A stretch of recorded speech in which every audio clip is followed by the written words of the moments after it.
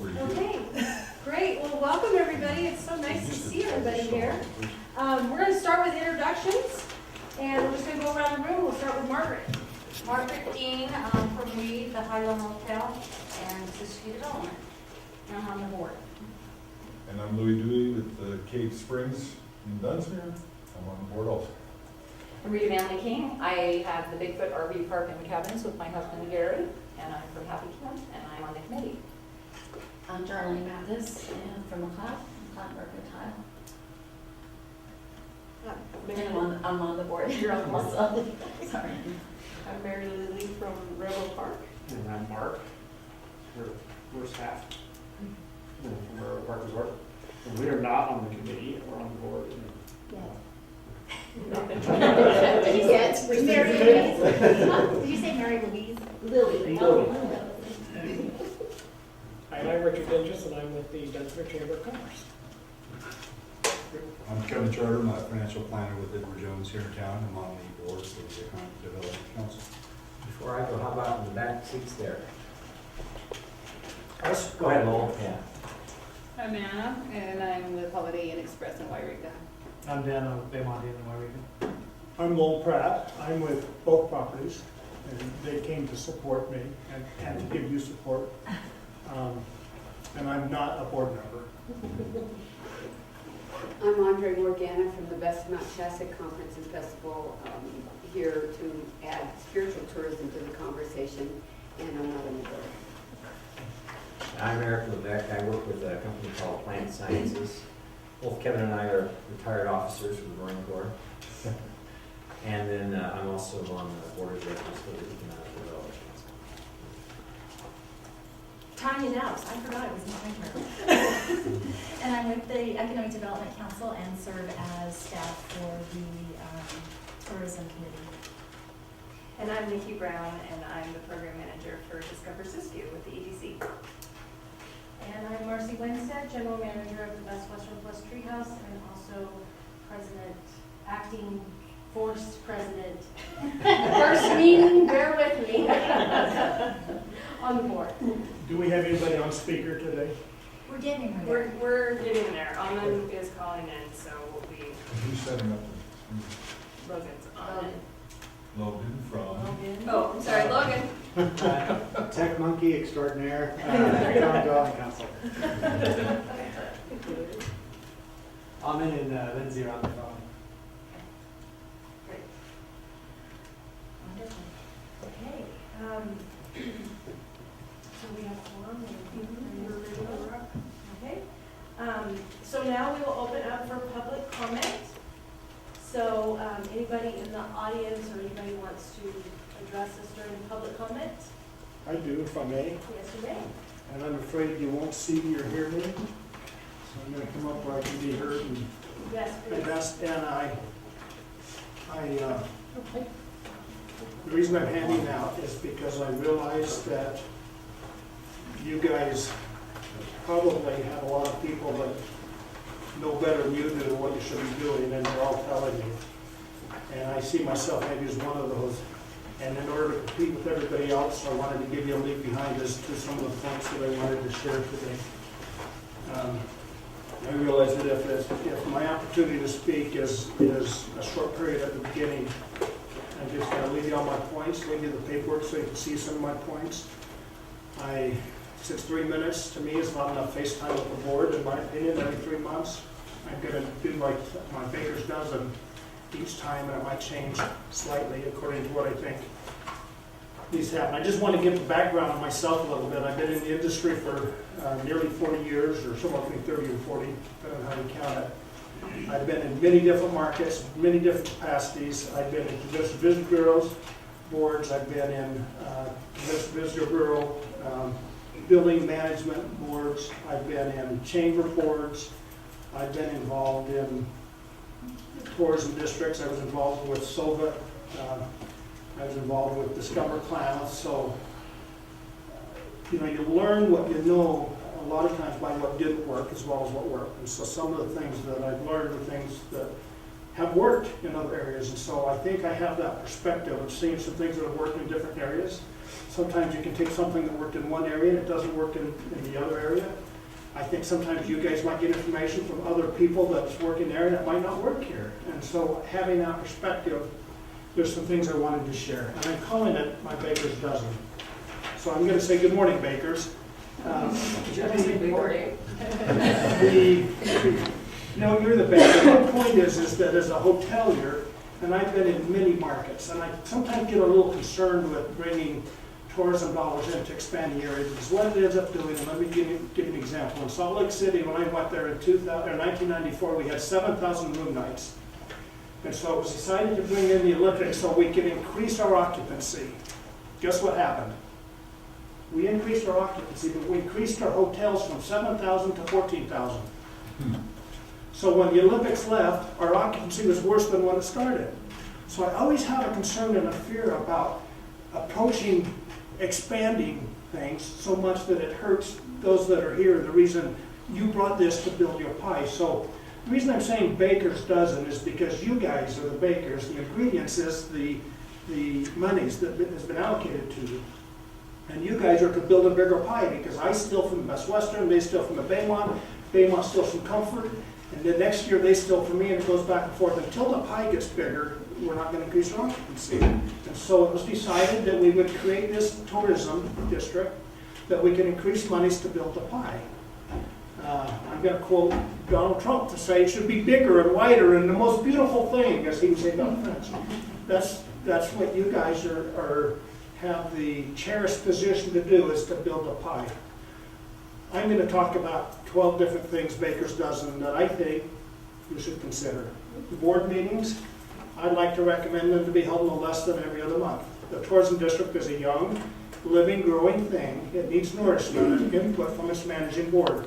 Meeting once a quarter is not adequate and should be reconsidered. In many boards, if you can't meet a minimum of times, then they get a new board member. And so if we're changing our board every quarter for the purpose of people can't get here, I think you need to have a different consideration. You need to have people that can get here, because they need to be monthly, is my recommendation.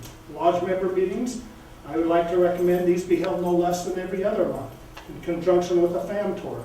In other words, if we do it out in Doris or in that area, for the day we go look at things that are there, like the lava caves or other things, so that we get a chance to see what's in those areas. By the way, the recent fam tour that you put on the web of lava caves, prettiest picture I've ever seen of that and of any other cave. It really sells. Wouldn't it be neat to get our members to go out there and look at that? Strategic partners. I've been talking with different people from chambers and from other groups that feel like there's an opportunity here, but they're not being brought into that. So I'm saying every quarter we should invite strategic partners such as chamber executives, the county fair manager, city mayors and managers, etc., to a brainstorming session. We should take advantage of the local resources involved in tourism. I think that's a future opportunity. Influencer and fam tour. Strategic partners, invite strategic partners for a 2-day event, touring the county and experiencing our hidden and not so hidden gems. Press should be invited and press releases sent out. So this is an opportunity for my hoteliers, my staff, and each of your staff to go around to different areas when we have a meeting and, once again, make them aware of what's there. Rain Rock Casino. It seems like this is something that's being ignored. This venue can be this county's largest attraction. We should embrace it and promote it and package it. I know it is a gamble, no pun intended, but let's give it a try. They will have thousands of visitors each week. Their numbers they project are staggering. And if you realize that those people might be here for one night there, you can get them to come to your areas the second night and the third night. In order to pay off the debt service that they need to pay off, their numbers are going to be staggering. We need to embrace that and make that part of our marketing. Shakespeare Festival, don't show me yet, I know it's not in our county, but it is in our backyard. They bring over 100,000 people through our community. We should partner with them, package with them, promote them. Crater Lake and Mount Shasta, there's 2 gyms that have similar offerings. People that want to hike Crater might want to hike Shasta and vice versa. We should embrace that. Many people think that 97 is the best route to get to Crater Lake. But because Medford area created Crater Lake Highway, more people come through that route than the other route, and they stay the night in Medford. There's an opportunity for us to be one of those nights as they're on their way to Crater Lake. All right, from a movie, it's called Show Me the Money. How are we doing building our pie? Are we being successful, or are we wasting money? That's not a judgment, that's a question. With our budget, we should be generating north of $5 million in incremental revenue each year. So I just took, in business, in the 40 years I've been in business, my marketing budget is usually somewhere around 8 to 10% of my revenue dollars. Okay? If we take the monies that we've got coming in, we should be generating north of $5 million a year. Are we doing that? And that's incremental revenues.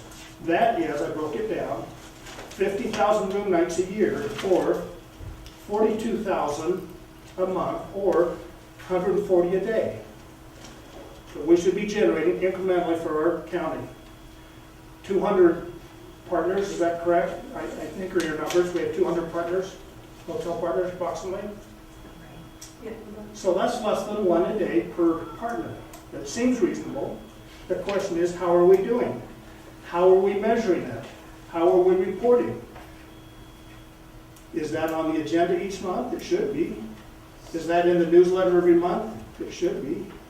If we do not have a target, we will never hit it.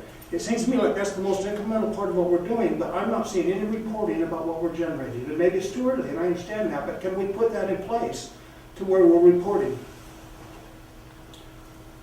Member involvement selecting the board. How can the members be involved in selecting the board? I noticed that you put an application in the papers you handed out. As a member, I don't know how those are selected. I don't know. It seems to me like the members, it's our alliance, right, our committee, or our district, whatever you call it, we should have some involvement in who's on the board. And right now, I don't think that's available to us. The budget should be a line item, transparent budget. It's been sent to members a month before the board meeting for input. This budget lacks input and discussion and buy-in, and it might be just because I'm naive and removed, but that's my impression. I talked about building a bigger pie. In the budget, there's a line item for retention. Now, it offends me that a budget is set up from the dollars collected to raise tourism for the purpose of retaining the district after 5 years. I'm smart enough to know if it's working or not. Our members are smart enough to know, to be able to tell if this is working. We don't need a budget for the purpose of convincing us it is working. If it is working, it will be obvious, and we want to see it continue. Once again, how are we doing? Are we being successful, or are we wasting our money? And then this last one, member involvement too. And then I want to give a suggestion. What is the story we want our members to tell? How are we conveying it? In this room nearly a year ago, Rita said, what is our story? And she asked Augustine, what is it we're trying to sell? How can I go back to Happy Camp and tell them what we're selling? Have we developed that yet? So I just came from Eureka, Humboldt County, and I wanted to go to Redwood Forest and do different things. And every place I stopped, I looked, and there's one brochure rack that is this. I'll pass these around. And I want Nikki to end up with these if you can. One brochure rack that is in every hotel, every restaurant, every tourism. And do you see a theme here? They all look the same, don't they? I can choose a brochure to find out all the culinary in our area. We came to Shasta on our trip. Came in Mount Shasta looking for a place to eat. Then we went to McLeod, found that everything closed at 3. If there was a brochure that shows every restaurant in our county by area, that would have been easily done. It's a little harder on the web, even though it's public, it's a little harder to do that on the fly. We've got hikes in the area. We can list numerous hikes. We've got high adventure hikes. We've got different kinds of things. We've got hikes. There's 60 lakes in our county that you can hike into and spend the night. That should be a brochure. It could be another one for fishing. These rivers, these lakes we can hike into fish. There could be one on agritourism. I know it's not developed yet, but it should be. And we can create a brochure that shows all the different places you can go agritourism. There should be lakes to fish, lakes, and you get my point. There's bike rides, there's hiking, there's so many things we could do to compete. This was put on by the convention center, paid by the Hotel Association, which essentially is this group, right? I'm suggesting respectfully that the $50,000 or whatever it is to pay for retention should go towards real retention, to go towards training our employees and having this in all the hotels so that anywhere they go in the county, they can see what we have to offer. I know we can have an ad hoc committee, right? You create it and then you disband it as it goes. I would like to suggest we create an ad hoc committee, that we build the concept for the brochures, that we build the brochures, and I would like to volunteer to be part of that committee, spearhead it, or whatever needs to happen to make that happen. I appeal that to the board, and please consider it. If you could get those, look at all those, they're really cool. Let Nikki end up with them, and then she can take it from there, but I'd like you to consider that today if you would. Anybody have any questions on my ramblings? You're welcome to call me, you're welcome to ask questions, or we can talk another time. Please consider some of those things. Thank you. Thank you, that was great. Yeah, we I don't appreciate have a question, but I did was, we are doing this in McLeod. We've got 2 or 3 of them. In McLeod. Yeah, we just finished our brochures, and we have one for restaurants, one for this, that. And then on the restaurants, all the restaurants got together so that if someone closes, the other one's open now. So they So do. I've said this before, and let me They're say it open even till 10 at louder, night. because the McLeod is a marvelous template Yeah, for what the rest of the counties and chambers should be doing. And maybe McLeod is who we have to start with this committee to help us know how to do this, but I mean, we're that's pretty only tiny, one, you that's know? only one piece, but can you imagine if this was in the whole county, yeah. sharing the things to do in McLeod? These are wonderful, but, yeah, we only have like 2 or 3 brochures, but one for dining now, one for lodging, you know, like, and then one is for, activities. And activities include what? You know, we got the falls, the different hikes, the skiing, they're like, you'll see them out pretty soon. And then we have one that's just the event part for the whole year, all the events for the year. So my vision So they is, just came out. I apologize, but we need to move on. We're on Yeah. time frame, so. Thank you. But thank I you very appreciate the much. time. We appreciate all the research and everything that you've done and putting this together. Obviously, it's, I won't go away. I'll be here next month. no, we appreciate that. We have about 10 minutes left, so any other public comment? Yes. I have one. I'm Richard Dinges with the Dunsmere Chamber of Commerce, and we're looking at changing out our billboard signs because I believe that we're the gateway to Siskiyou County, coming from Reading. And we're looking at putting in a 14 by 48 illuminated sign, which would actually help progress what we're trying to do here.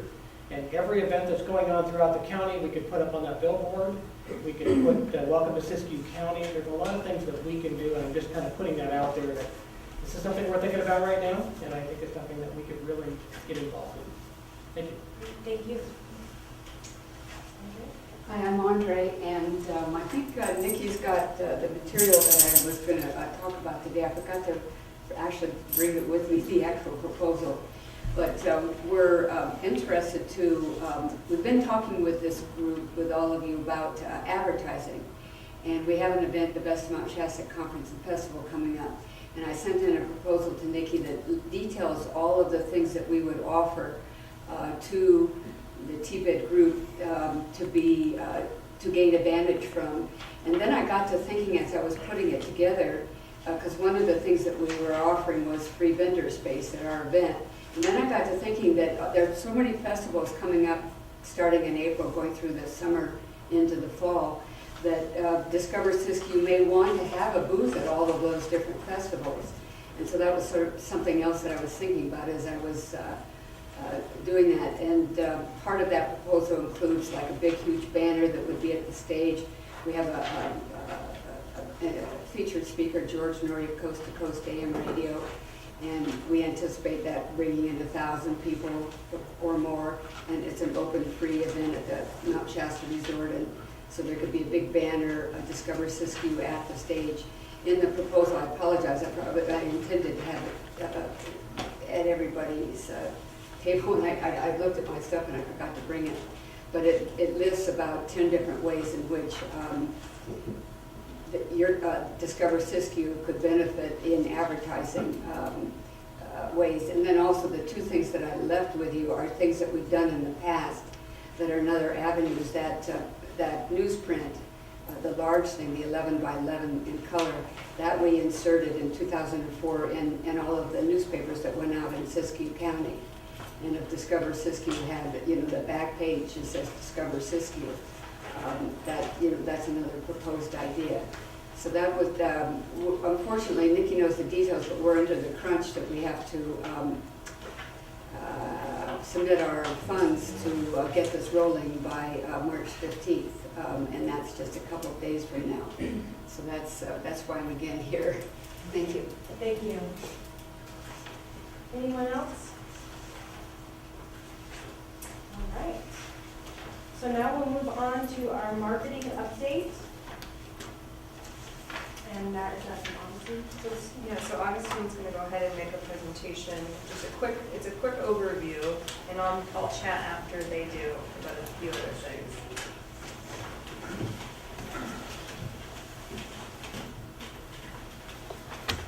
Get that ugly face out of the way so you can see the screen.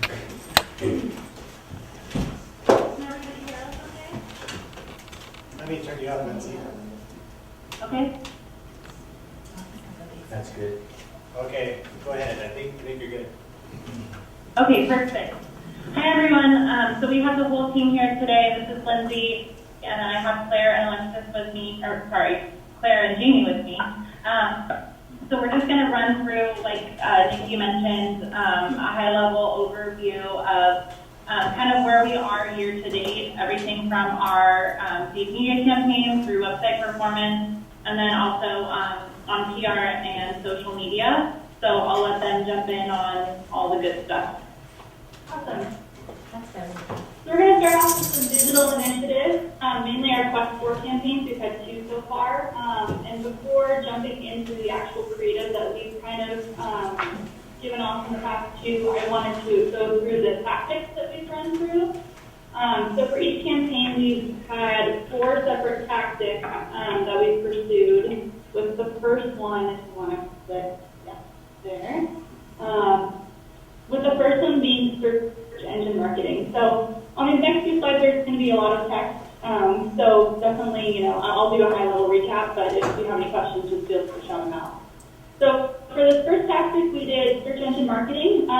Basically what this is we target a lot of our marketing efforts towards lodging by focusing on the book now and check rate links on the website. So we put that out into the world via Google most of the time and any type of search engine. And then people can either click on that or they can directly call that number that appears on that image right there. And that's kind of how we track conversions. So it's a good way to get the word out about the website as well as specific information around this field. Then the next tactic is native. So with native, it works kind of similarly in that we try to feature creative in what we call native environments. So it's a lot of websites that are featured, that feature information that's a lot similar to what Siskiyou's audiences are looking for. So you'll see on the right-hand side, there's one image that we did, and we saw that actually a lot of the adventure imagery that we used, so specifically that mountain biking one, did really well. Then the third tactic is display. So display is very similar to native, but what display does is it features on different websites that maybe we don't have targeted audiences towards. So you'll see it's on this Yahoo travel website, so it's not necessarily specifically speaking to Siskiyou, but it has similar audiences that we're trying to get into the website. And the last one is social. So social, we focus mostly on Facebook and Instagram. And what we do there is we target specific audiences based off their interests on Facebook and Instagram. So we get those people that we think would really love Siskiyou and love to visit. And we do this mostly with carousel ads at the moment. So essentially it's 3 photos that are lined up against one another that each have up their own messaging. And then targeted members can look through all these photos and click on the photos, and they'll take them to the website. So with those 4 tactics, we launched our Quest 4 campaign in October 2017. And what we focused on specifically was we kind of made it a broad, we did more broad creative because we really wanted to let the people or let our audiences know what Siskiyou was about before we went into specific detail. So What we did first is we targeted adventure seekers, nature lovers, and those just looking to relax.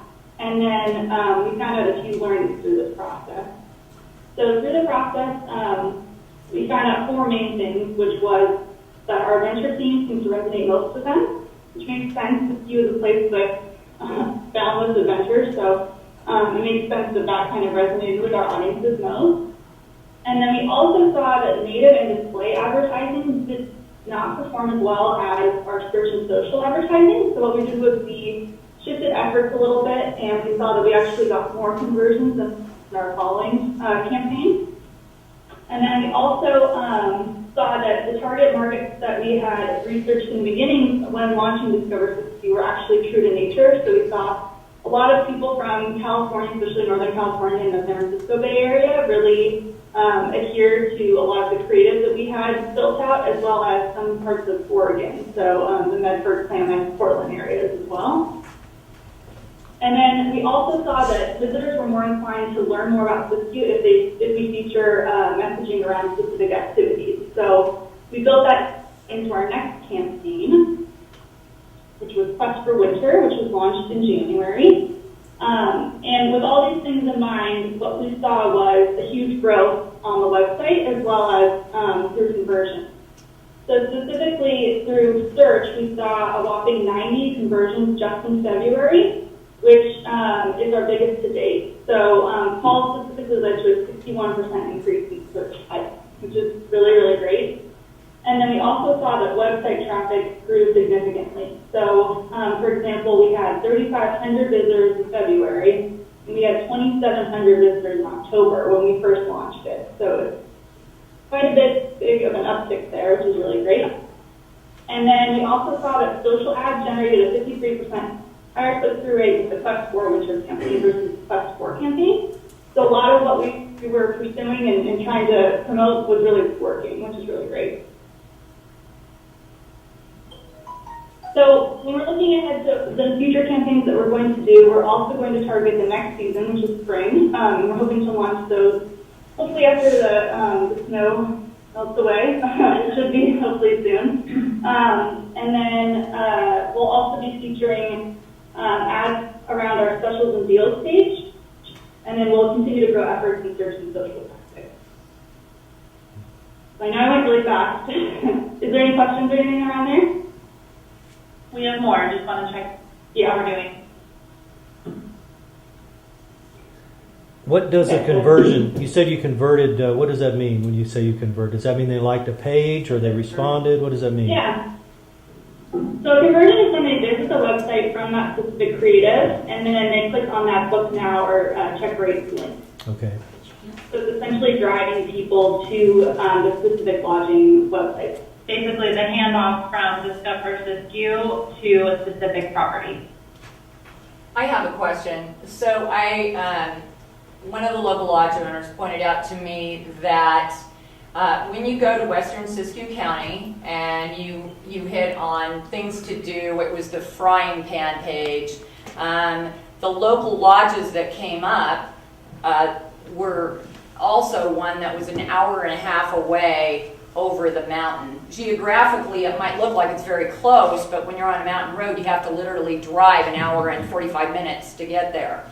So who is doing, who is checking that on those pages that we get, that the locations that you're promoted are actually geographically close? And I'm happy to jump in. I don't know if Augustine can hear me very well, but at this point, it's kind of a group effort, so like bringing something like that to me would be appropriate, and that way I can make sure Augustine can make that adjustment. So initially, I think Augustine has done a lot of assessment. We work on that, but if there's an error or something that's missing or something that needs to be added, just bring it to me, and I'll pass it to Augustine. That's funny that she said that, though, because I found the same thing when you do like Google McLeod Hotel, just basic, and it looks like, an ad was bought, so the ad that was purchased from Discover Siskiyou is at the very top, above TripAdvisor and all the other ones. But then when you click on that ad, it does, instead of like a McLeod Hotel, you're looking for a certain area, all of a sudden it becomes all of Siskiyou, and hotels in Wairika, hotels in Happy Camp and all that, and not McLeod Hotel. So it's almost like, we just paid to have someone else go all over the place, and they're from the Bay Area or from Germany, they're not gonna know that, Wairika is not a McLeod Hotel, or they don't know that. So it doesn't land, specifically in those areas that sometimes when you're Googling something like a Mount Shasta Hotel, or, Yeah, that's good to know. Thank you both. or at least say, 20 minutes from, I don't know how you even say that, but On the it is Google page. ad, you put, you define your audience, so they just need to define the Yeah. audience specific to the ad. And there's no events for Siskiyou County, none. As far as, Bigfoot days, the lawnmower races, when it comes to yearly events, there's nothing on. there are events, they do, I don't know if you searched in upcoming events, which I'm happy to send you that link too, but we do have events on discoversiskiyou.com. No, on the actual page, at the bottom, where it says events, and you hit the icon, there's no events. Okay. Are you talking specific to your area or the? Yes, whole- it's in, I just had time to look at the west, the west region. And then when you hit the icon things to do, it sends you to Mount Shasta, to hike in Mount Shasta. It doesn't say the Trinity Alps, the Marble Mountains. These are all things 2.5 hours. And with the events too, I love hearing specific, we do have an annual calendar of events, and so every week when I send out my weekly update, I do ask everybody to please send me their events, because we are doing the best we can to completely, all the time, add to that calendar. So Rita, definitely send me events and links and verbiage that you want used, because Are the chambers included in when you're giving information? Because they're gonna be the ones that know what's going on, right? Yeah, absolutely. Thank you. Quick question, last question on that. Is there an SOP set up for that? Is that either a pull or a push task, where if you know something's going on in your area, are all of the local folks, should that be a push to you? They get you your event, their event, so it can be listed? Or are you required to filter the entire county of every go-kart race going on and putting that on there? How's that? Is that whole? How Right do you now pull we it? pull, Can but make we that a are push? trying to push. So right now we launched a new industry website. It's industry.discoversiskiyou.com, and we actually have a form to submit an event, an activity, or a tourism-related business with the form, and the form fields already indicated. So you just have to enter, the specifics that we've requested. So it's definitely, we can field now. So anytime anybody has something, they can go to the website. They can submit a form. It would come to me. I would assess, make sure if I need something I could call, and it would go that way. So we can do both now. We do a lot of polling, but we're hoping that pushing happens too. Have we solicited from the fairgrounds to give their list as well? I will make sure we have. Thank you. I think so, but yeah. So that opportunity is on the website that we're looking at right now, right? We have discoversiskiyou.com, which is a marketing site for travelers. We have an industry.discoversiskiyou, which is for everybody in And this that's room. what you're talking That's about. the one, yeah. And so you all are familiar with that, the industry one? It It's was down just, right now, isn't it? I was just on it this morning, so it should be functioning fine. And then what would be the method to their point about how would we get to these folks to update to more specifically geographically locate Filter better. yeah. I think just hearing that feedback is critical, and I know Augustine can hear it too, and so I think we would probably go through and perform an audit and actually go through and make sure that when we're clicking on a certain event, that the lodging properties that's recommended is realistic and things like that. So something like that would be a bigger event that Augustine and I would work on together. Do you think you could do that inside of 2 weeks or 30 days? I do, yeah, definitely. And then are we still looking at being able to book directly? What was the question? Are we looking at being able to click and go to a Now, direct billing? we had decided early on that we did not want to do that, because then we have to pay the OTAs and all the fees and everything. We want them directed to our own websites so that they can book directly with us. That's what the board had decided So you're saying if we book directly through our own ad, our own It's our own directed to website, your it's gonna own go to website. OTAs? No, if they book it on there, Right. we're gonna have to partner with an OTA and pay commissions on it. You have to? Yeah, because they're gonna have to outsource it to some other booking agency, just like TripAdvisor does now, all those others. We want it to come directly to us. So the best thing Yeah. for Augustine to do is to direct it to our website, to your individual hotel website. Okay. That's what we decided early on. Yeah, if that's the case, I could see that. Yeah. I thought we decided not to do it because there was only 30% of people booked online or were in the hotels. That's what I thought it was. That not everybody was No, on it's the internet because booking or we're something. gonna have to pay Yeah. commission, and we're gonna have to have that whole encumbrance of Yeah, I having an can see that, OTA yeah. if they book it on that website. And we had Augustine do all that research, but we had decided early on that we did not want to do that. We want them to come to our websites directly. And that way it's our guests directly, and we don't have to go through a third party. Okay, I didn't So- realize that. Yeah, I thought we had all agreed on that. Yeah, way in the But beginning. I thought it was for a different reason. Okay. I I thought think, it, I think this probably will be an ongoing conversation, Darlene and Marcy, as we move forward, because I do think the desire to have more online engagement, to have more meaningful metrics underneath those numbers is going to continue to be prevalent in our work. So I think it's important to keep the conversation alive that, yes, that was, yeah. And it is challenging because a lot of our properties aren't doing electronic. that's what I remember you saying, and I was thinking, God, that number seems really low. You know what I mean? For saying, you know, like, to me, if you're watching, you definitely should be on the website, you know, be able to book. But, okay. Okay, so obviously you have more stuff. What's that? Hey, Lindsay, Okay, so, Where are we at? yes, How are we doing on time? we're the next part's quick. We're gonna go through it real quick. Okay, onward. So what goes hand in hand with these digital campaigns is the site traffic. So what we have here is we have laid out all of the numbers that we've had so far since launching the website. And keep in mind that, you know, no website is immune to fluctuations and seasonality, but what we have here is a great demonstration of how our campaigns have really helped boost visitation. So you'll see in October there was a giant leap, as well as in the January, February months, we've had a lot of strides too. And if you specifically look at a comparison between February of 2018 of this year and then July of 2017, which is, I know the summer season tends to be a peak season for Siskiyou, you see that there's a 40% increase in total visitors and a 38% increase in total sessions. So our digital campaigns have really done a lot to drive just attention and awareness to the website in general. And then in terms of site audience, we've also seen it change a little bit. So we just wanted to demonstrate this as well too. So on the left side, you'll see that we have the July 1st to July 31st in 2017. You'll see it's a little more spread out in California.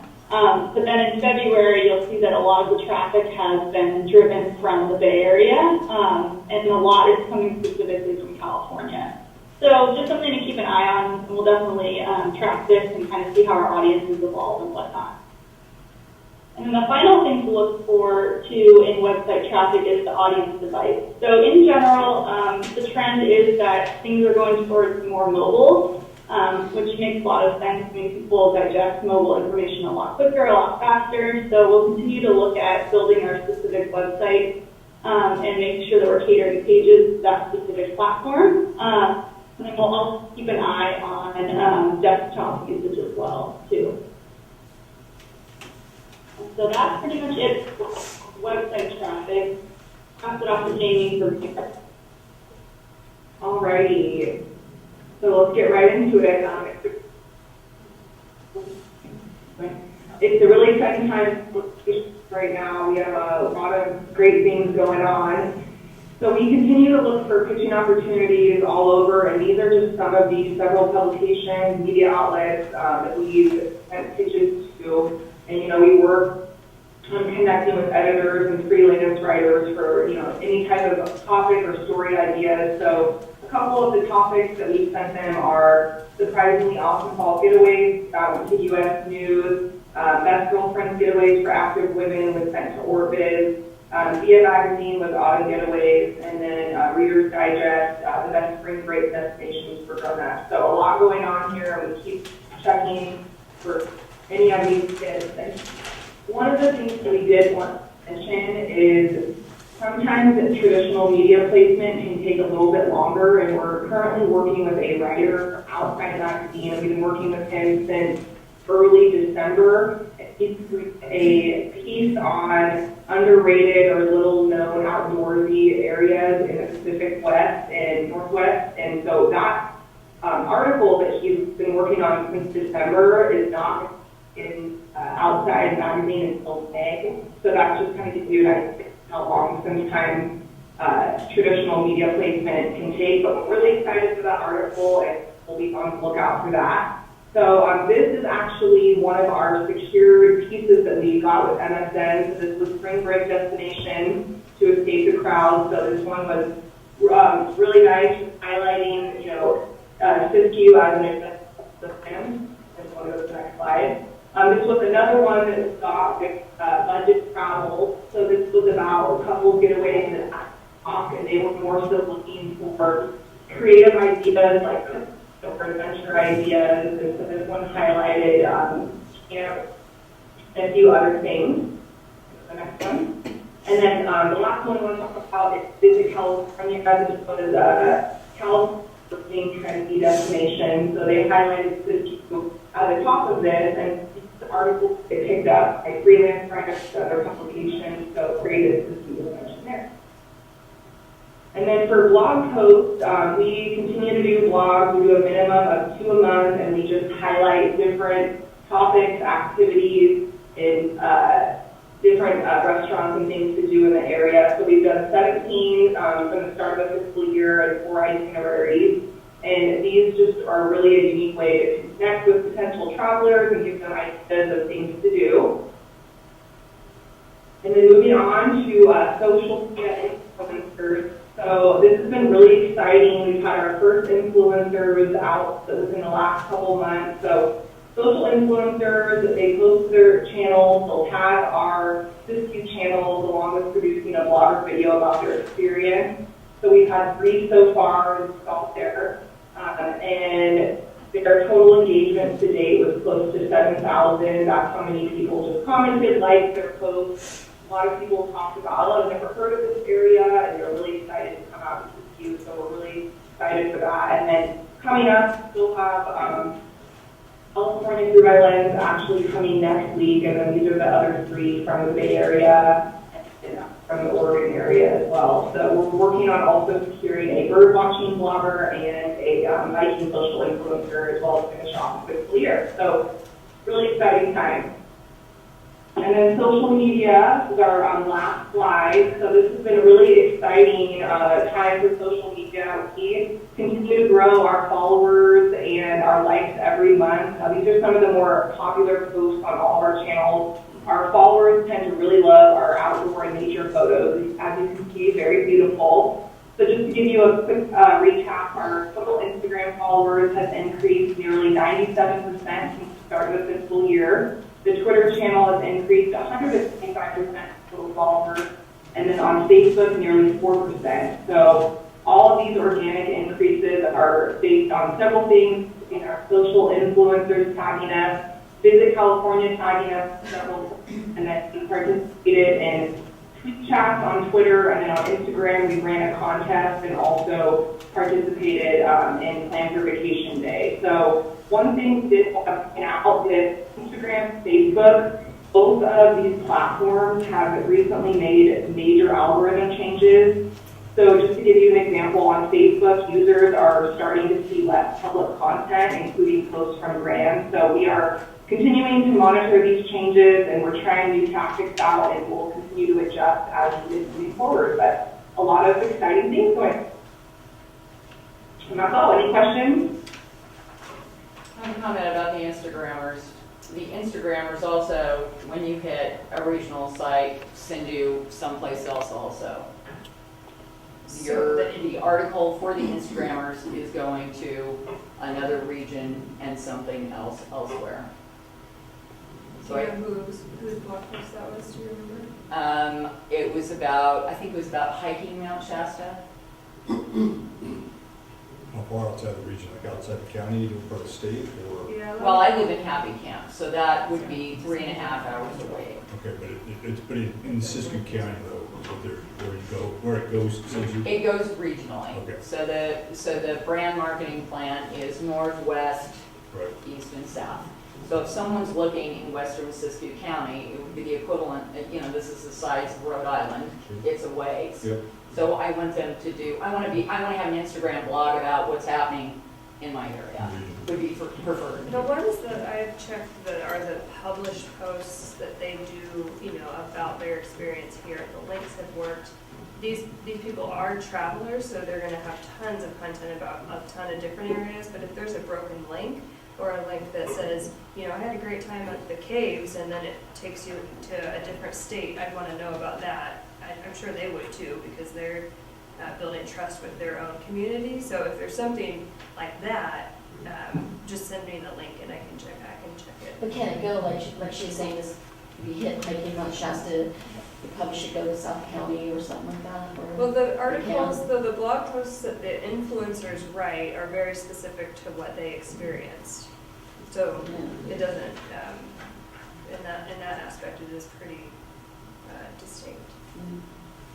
I did notice one thing in the last video that was set out about the young lady that kind of toured our area. At the one of the pictures, it said it was Mount Shasta. It said Mammoth Lakes. At the The top. tab wrong. Yeah. I'll check on that. For everybody here, if you notice something, shoot it over to Nikki so she can get on it right away. Because the sooner she can troubleshoot if there's an issue out in the marketplace, the sooner we can get it corrected. And it's just going to happen. That's the way it is. But we definitely try to monitor and do our best, so any help from you guys is greatly appreciated, for sure. Is there anything else for Augustine before I jump in? How fast can I talk? Just kidding.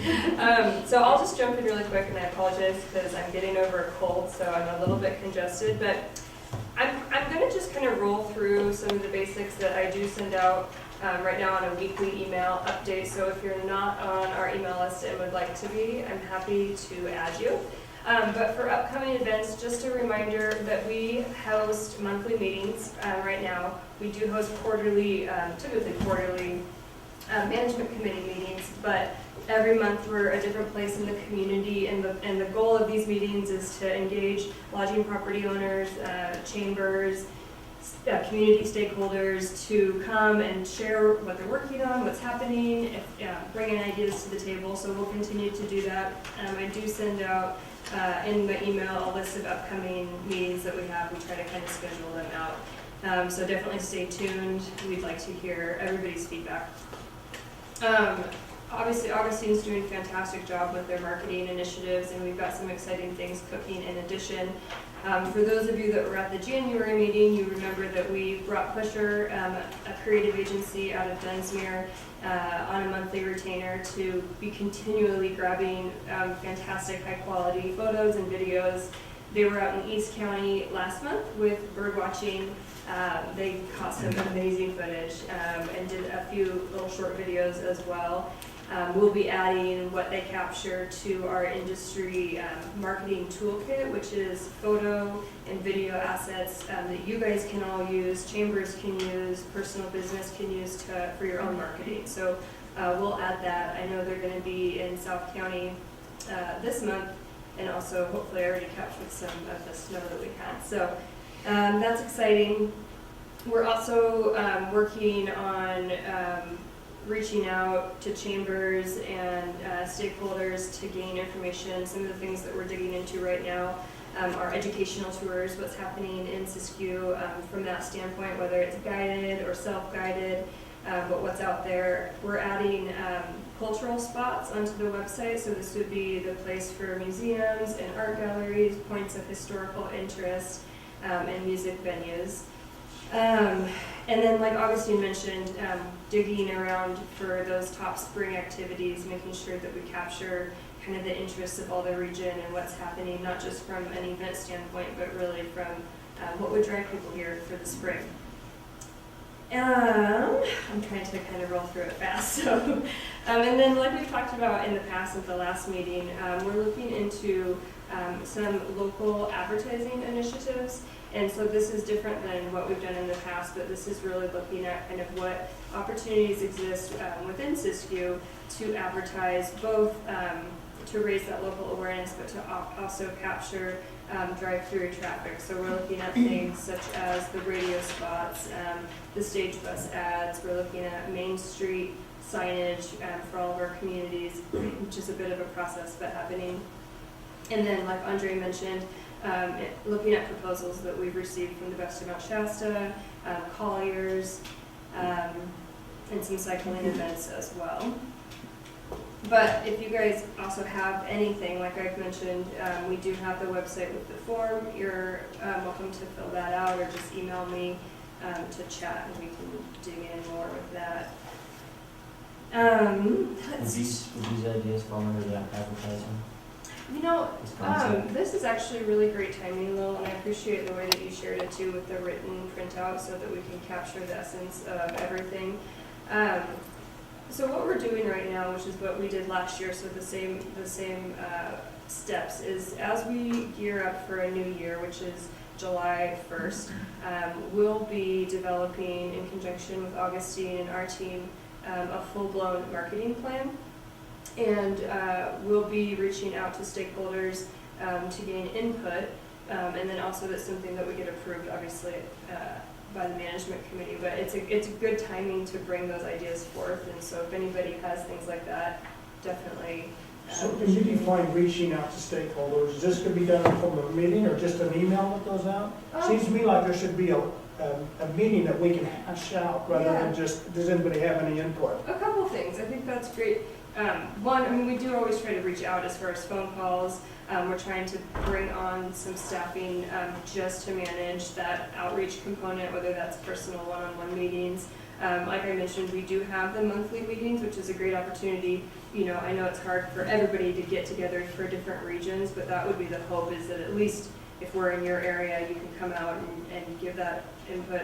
And then we're also looking at 1 to 2, a series of workshops potentially just specific to marketing initiatives. So how are those marketing dollars being spent? What are the priorities of each community? You know, any ideas or projects that are already happening, that would be a good time too. What would be the process to take my suggestion and present it to the board to decide if we can create an ad hoc committee to come up with brochures that benefits everybody? What is that process? To establish an ad hoc committee, do you know what the formal Well, we already have that marketing committee, So, you know, the one that we break out.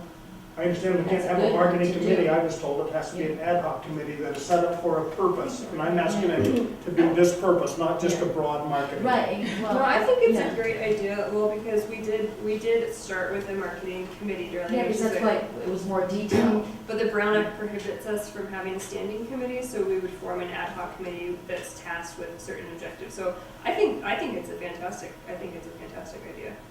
So I assume that the board has to vote on it, all of you that say aye. And I don't know the process, I'm asking, how can we walk away today with the next step of how we create this, so that by the time July comes, we'll have a budget in place that we can say, yes, we're gonna spend $45,000, $50,000 to create a brochure, and we're gonna build brochure racks and put it in every place. That's a big process, but how do we get there from today? So I'll offer some guidance on how the protocol would work, if that's okay. So I'm looking at Marcy and we're both shaking our head. So there's 2 ways you could approach it, Lowell. One is that you could actually have the board appoint or approve the creation of a committee, or the chair, at the chair's discretion, can create an ad hoc committee. I think there's a couple of things. One is there's the expressed interest here today, which is wonderful. There may be folks who aren't here as well. So I think there might be some goodness in having the chair appoint a committee so that we can do a little outreach to see if there's other folks who have expressed interest. But I think it's what So I'm not a board member, I can't ask for that movement, right? Can somebody ask for that movement to? Can we have an action on it? Is it a It's formal? not on the agenda. Yeah, that's why I'm saying the chair can just do it. So do we all agree that chair can just do it? Yeah, I thought we already had one of those ad hoc ones, but we did it last year, but there wasn't. So I will appoint that we will have Yeah. an ad hoc committee. Yeah. Yes. And then we second it? Well, it's not on the agenda, so it's not an action item today. So the chair can just make this happen between, but I would suggest we do a little outreach first so that we can identify who's interested in serving on that committee and provide that information. And or at the next meeting, we'll put it on, you can put it on the agenda. And the next meeting is June? So that's something we need to talk about by the end of this meeting, is that we have a management committee meeting scheduled for April 30th. I put that on my emails. It's up to the board's discretion and what comes out of this meeting, if they want to keep that as a management committee meeting, or if the desire would be to have it be a marketing staff update meeting. So it would, I think by the end of this meeting, we'll know the needs, the business needs. So either way, there's a meeting on the 30th. My only concern, if it goes quarterly, then we're talking June, and then the budget needs to, marketing plan needs to be, there's no time to get it together if we don't meet multiple times between now and then. Right, I think Marcy can just appoint it though, before, without a meeting, is the idea. I do have a question though, when you were talking about the stage, the advertising on the stage, is that for July's budget marketing meeting, or is that part of this year? So we're considering, nothing's been Okay. decided, of course, but we're kind of considering those local investments. At the last meeting in January, we talked about that discretionary marketing dollars, to some of that to go towards local initiatives. Because to me, I don't know, unless someone convinces me otherwise, I don't know why we would be advertising on the stage, because most of the people are coming from out of town, not locally so much. So, Well, I think it's but I do have a worthwhile problem with because the stage is transportation. all over the county and it's right on the bus. I think it gets Yeah. the word out that this committee exists. Okay, because to me, And also I think the people hardest traveling thing. on I-5 that don't think to stop here and don't know that we're here, they're gonna see it as they're passing the bus. Yeah, but to me, I think one of the hardest things, being in Siskiyou County, when we have retreats and we have people stay, one of the hardest things is transportation. Trying to pick up people from airports, or trying to find them from the train, or even, if we was like, come skiing, all the other resorts have like a shuttle bus or stage, or, I wouldn't have a problem like asking the stage, hey, in the winter, can you drop off people at the ski resort or something like that? That's the kind of benefit I can see, to me, it's like transportation connections, or going to Amtrak, or,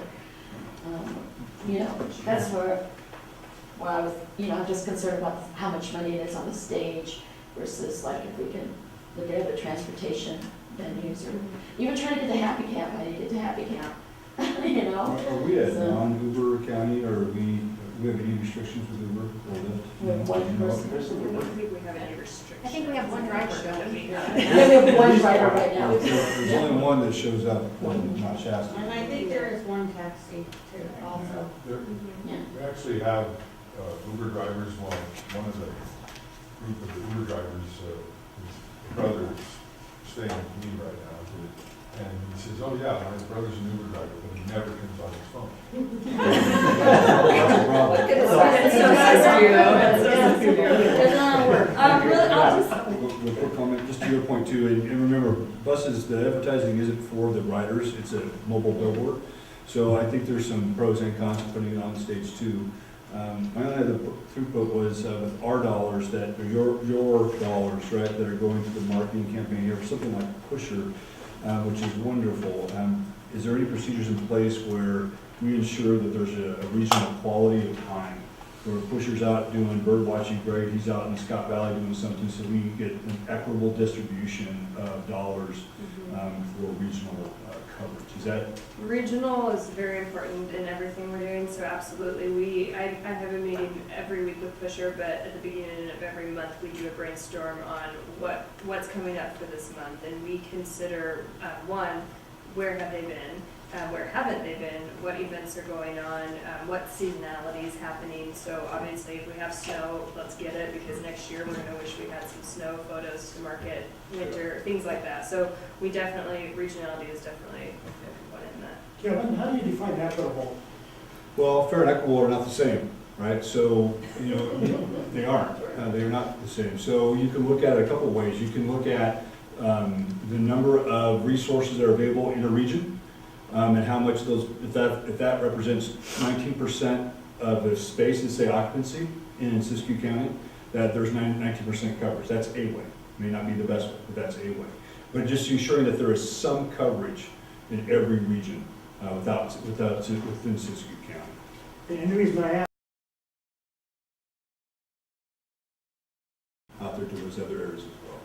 and I just want to harp on the part that we're not here just to make sense, but we're here to make dollars. Dollars. You're speaking my language.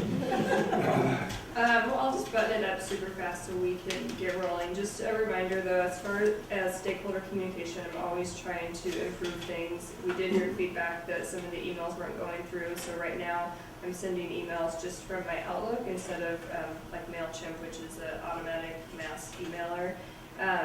If anybody's not on the list, again, just let me know. I'll add you, or people that you know that want to be added. I'm just sending those out every Friday at this point. And the industry website is live. Our marketing toolkit was down for 3 days, but it's back up. And this is, again, photo, video assets that you guys should all be using, to add to your marketing mix. I touched on, go ahead. So I was asked by a marketing company that we hire for our own property, can they use your photos and videos? Yes. Okay. Yeah, and thanks for forwarding that email to me, Mark. I appreciate it. And then, like I touched on too, is a collaborative workshop just to get that input on marketing ideas as we form the marketing plan. And then one thing too that I've had on my mind that I'm thinking we could try to fold into a workshop for marketing, but is kind of a training for lodging properties of how to best leverage and get the most out of the district.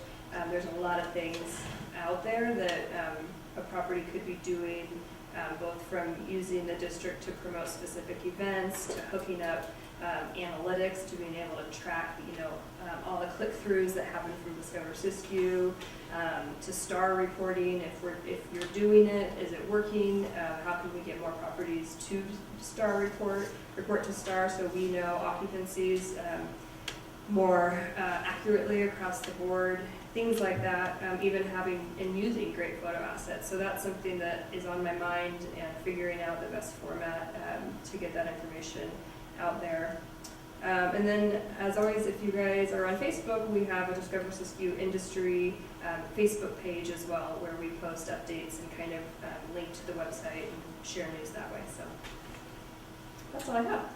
I just make a recommendation to Marcy that maybe put on your agenda for this April meeting a specific point of determining who's going to be on the ad hoc committee for your marketing plan, and develop who's going to lead that, and who would like to be a part of that.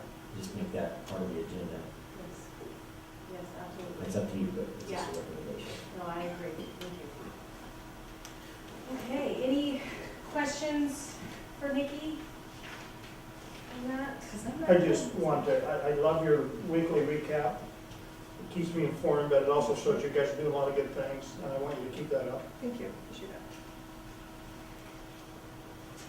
Okay, so the next is committee membership. So we do have, we have some information here on the nominating process, and we are going to have a couple of seats coming up. So if you turn to page is that? Page 15? It starts right on page. Do you want me to turn that? Yes, please.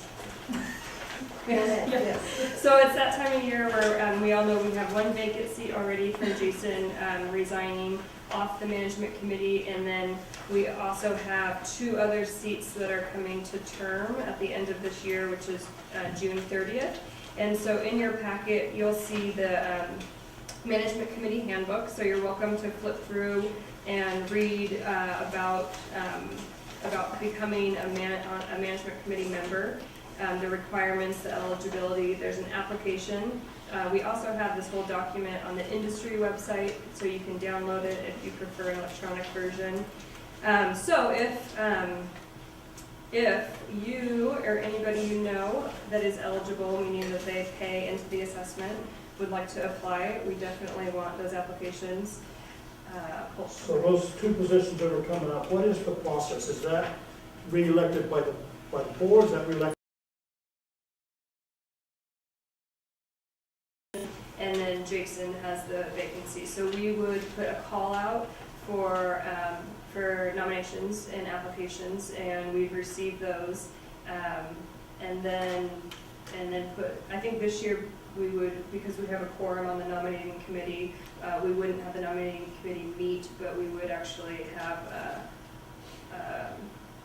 what was the thought? We would have everybody, each member actually rate or vote on the applications blindly. Does that make sense? What we did last year, Lowell, is we took applications. We had more applicants than seats. The committee, comprising of Jason and Margaret last year, I believe, did meet. They reviewed the applications. They, had in mind that the representation that they were trying to achieve, interviewed candidates. I'm pretty sure they interviewed candidates. You didn't get interviewed. Okay. They already knew you. Yeah. And I said, please God, don't put me on the board. So just put that down. And then made their suggestion. The issue that Nikki's raising is that this year, by having a 4-member nominating committee, we probably have to rethink that process just a little bit, or else we just do the interview and the nominating committee process in an open meeting. That's fine too. Who's the nominating committee this year? So, Marcy, Amin, Louie, and Darlene.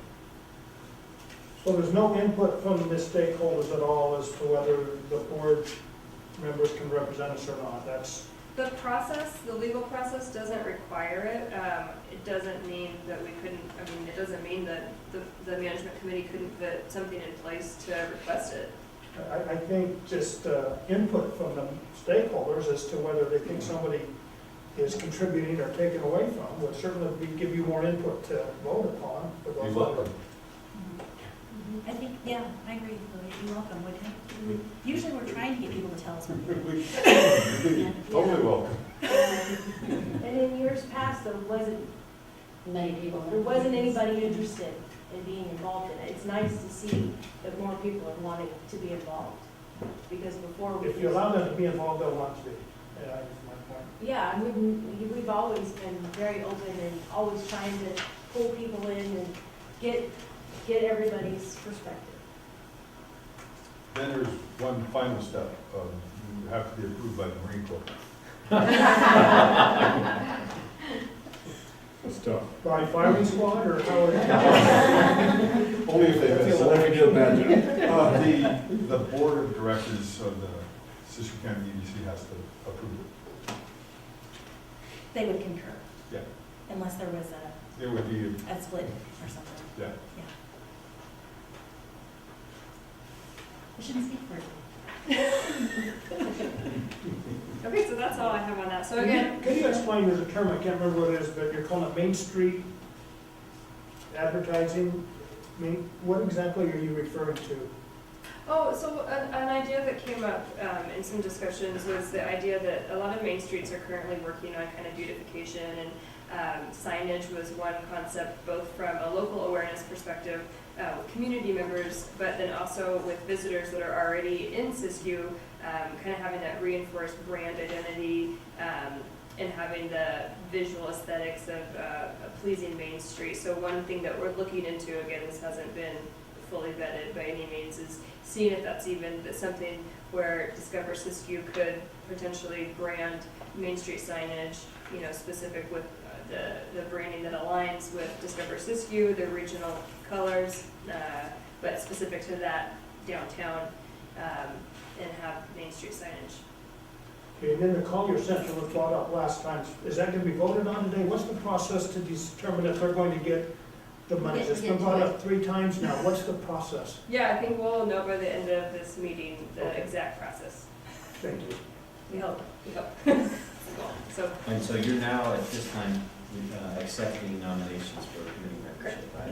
It's an And agenda. again, we all have applications in the packet, but it's on industry.discoversiskiyou.com under documents is an application, full application. Is that link working? Because I sent out to somebody and it didn't work for them. It is working. I checked it this morning. You've got it up right there. Can you just confirm that that's working out okay? So it doesn't know exactly.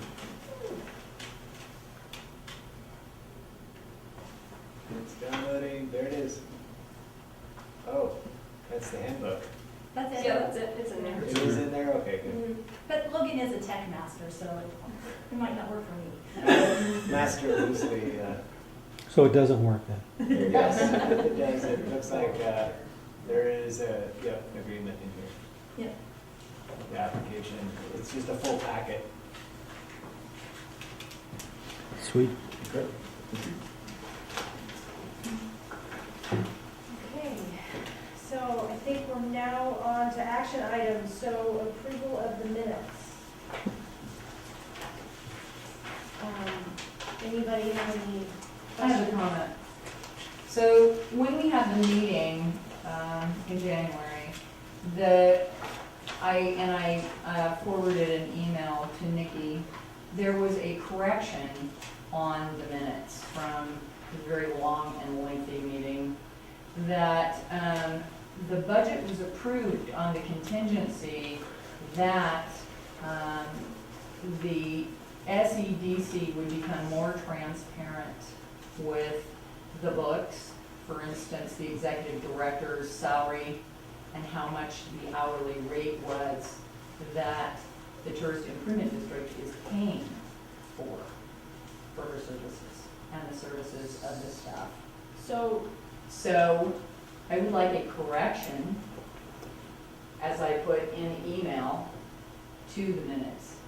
But I would also, while you gentlemen are here, like to know why we, as a tourist improvement district, don't know how much the executive director is making. And it's been asked numerous times throughout. First, do you want to make, do you have it written down what you'd like to, how you'd like to change the minutes? It's in an email. Is it, would it be able to be done right here, so we can do it right now? The budget passed with the thought, right, how I would say it, Well, the budget. well, the budget passed with the condition that the tourist improvement district would become more transparent with how money is being spent and what the salaries and hourly rates are for the staff. How much are we paying? So, and I don't remember that exactly like that. Yeah. I remember that we're supposed to, I might have missed that, I don't know, but I know It's in the we were, recording. supposed to come back and have another meeting with everybody else and go more in detail, because there was questions of how we were gonna spend our money for next year, and like, do we need that much in staff?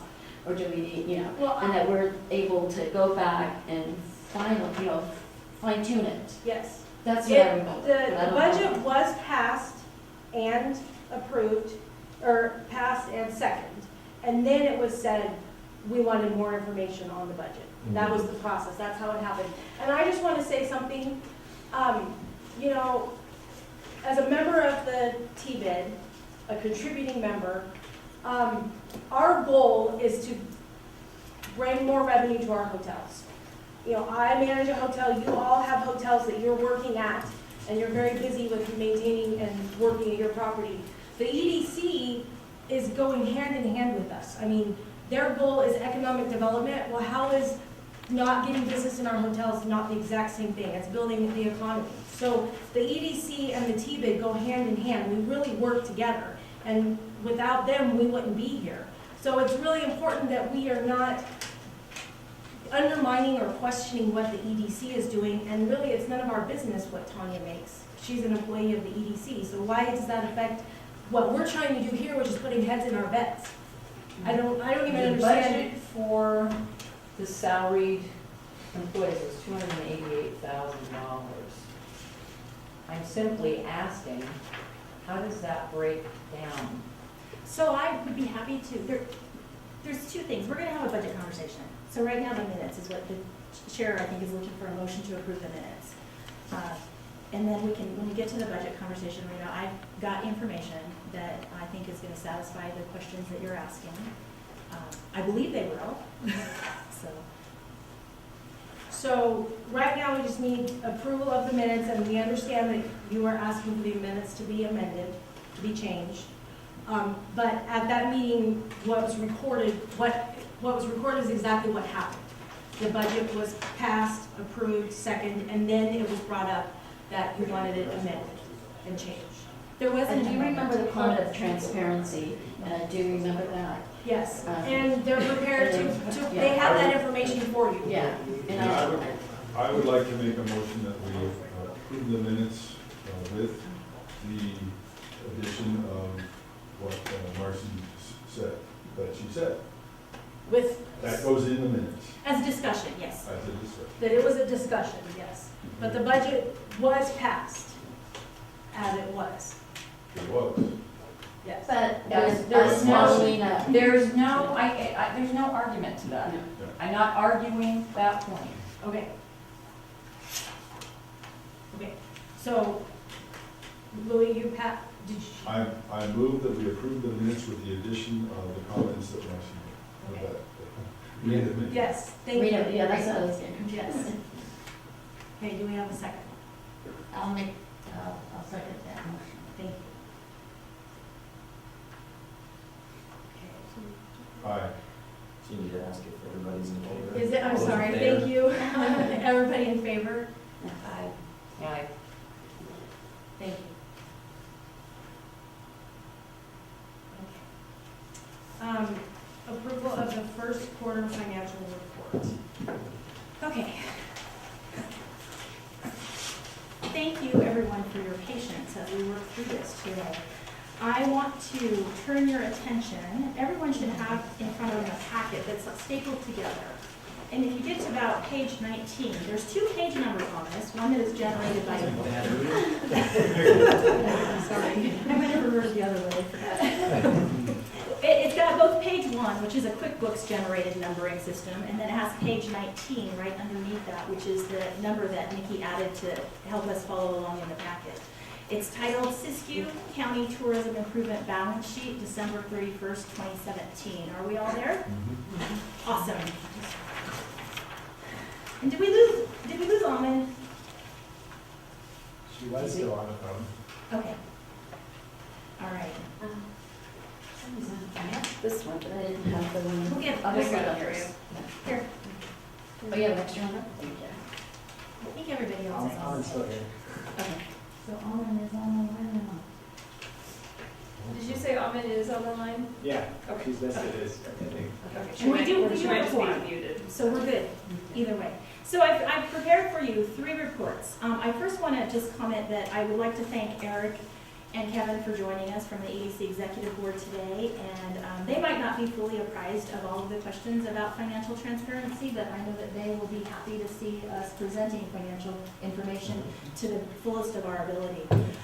So there's 3 reports that are prepared by our accountant. And for those of you who aren't aware, we work with AGT, Aiello, Goodrich, and Teuscher. They are located here in Mount Shasta. They do 100% of our accounting for us, with the exception of performing our audit and/or financial review, which we have on a regular basis.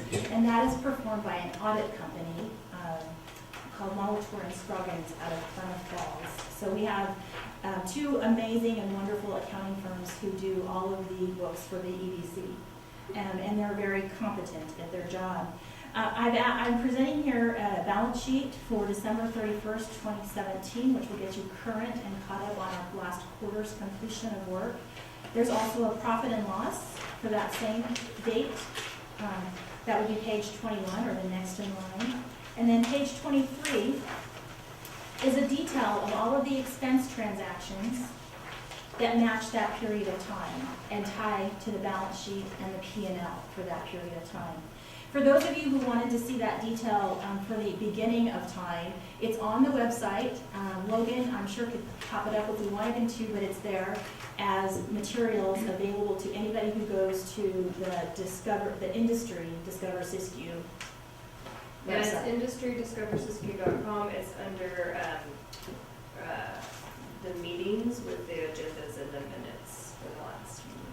So what I did is I actually just went to the beginning of the TBID, and I had the accountant run a P&L, a balance sheet, and expense, itemized expenditures from the beginning of time, and this gets you current.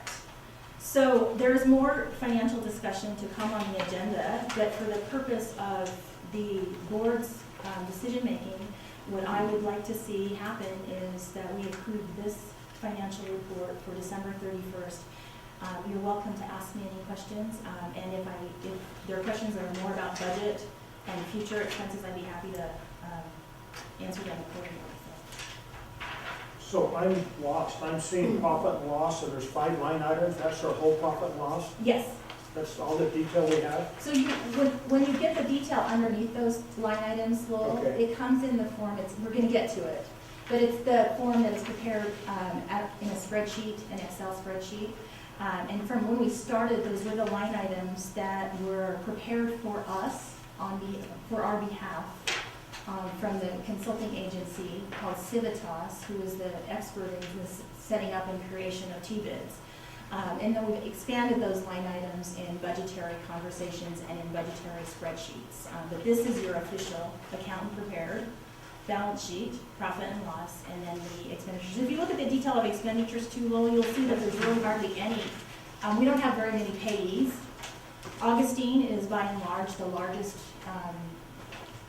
vendor that we work with, so the lion's share of the funds coming in and out of the T-bid, coming out of the T-bid are being paid directly to Augustine under that line item of creative services. So the professional services, those 2 line items are the staff? So professional services EDC, that's where the EDC gets reimbursed for time and materials, as well as some additional marketing expenditures that are starting to show. We're going to go through a detail of the EDC's quarterly budget as well. And it's really it's at the discretion of the committee. If you'd like to finish that and then come back for approval of this is, but we should get to a decision on the financials before we're done. Business cards, $1,929.78. Down the bottom there. There's an et cetera on that. What was that? Printing, etc. So artwork and printing on business cards, which also actually just to further that, those types of costs are actually in addition approved through the process of the signature from a member of the finance committee. How many business cards did you get for $1,929 and et cetera? Most of those are There's you, me, Terry, was it 3 stuff? And Mallory. So we each got, so probably about, I have to look back on the records, it's probably about 2,000.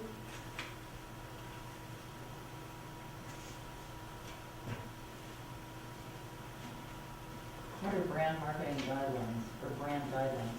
So the brand guidelines are that big document that Augustine put together that it's like the brand Bible is what they call it, where it's how to use our photography, the logo, the artwork, the fonts, what the fonts are in a way that you could download, what the colors are. I think Logan's might be bringing it up. So it's basically kind of the document that we would use, like when we go to work with Pusher.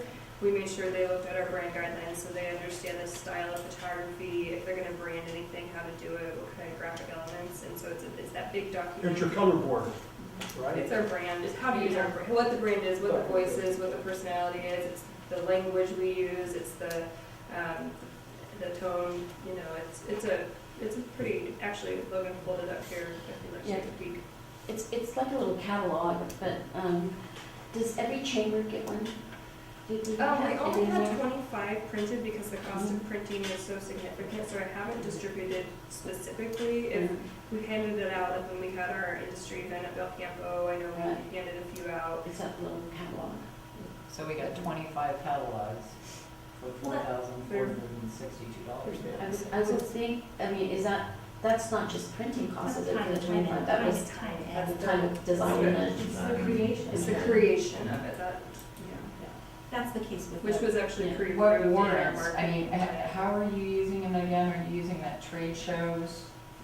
Well, anybody who wants to use the logo has to go by the brand guidelines. And it's for our internal too, so as we build our own capacity local, we all are on the same page of how to use the brand so that we don't create what somebody had recently referred to as brand drift, where we're kind of using the logo out of context. It starts to water down the investment that you all have made in branding.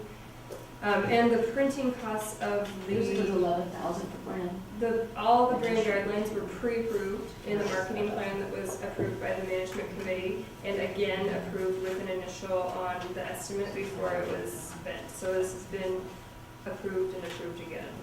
Okay, so it's like actually closer to 15,000. So that then, that one. So that's the section. And it's not just the creation of a document, but it's the creation of that brand, so what goes into it. This was this part of that marketing plan when they divided the different sections and we approved it within the different steps? So they didn't go over the budget that we approved, it's within that original. There was an original marketing plan that was over like a year ago, and they had that pre-design phase, website design. There was like different sections that was approved within that. Augustine's done phenomenally well. In fact, in my opinion, adhering to the plan that they set forth that is included in their contract for services. And you guys can see this is this just represents 1 quarter's worth of business with Augustine. So it's a lot that goes into both the work they're doing, but you know, Nikki and prior to Nikki, when we had Terry on staff, they meet weekly, they go over that contract, they go over where they are in progress, they review any of the items that are lined out for expense for that period of time. But for next year, we wouldn't see these expenses at all because it's already done. Brand guidelines is done. All that's, so it's almost like we have to go through it, like for the next marketing committee for next year, for July, is to go through and maybe find a new business card person or something like that, you know what I mean? Like, those are the things that are like, Oh, the printing will be a lot less going or expensive something. next time, because I now don't all know, the artwork's set up and all that stuff. Right, all that stuff's already set up now, Yes. so that next year, we can introduce new things like the brochures or all others, you know. And Because this was an business cards expensive are not year, cheap. you know. Business getting all this cards going. run you almost 80 cents to $1, 80 cents to $1. With business cards aside, I'd like to know, can we approve this since it's Yeah. basically de facto? I mean, it looks like it was something that was approved before. I'd like to make a motion. Okay, thank you. Motion has been made. Anybody want a second?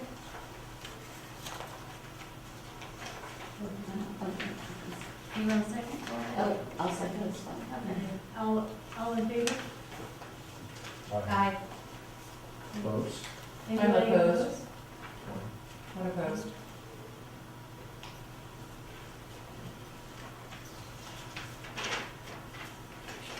I think we should put it on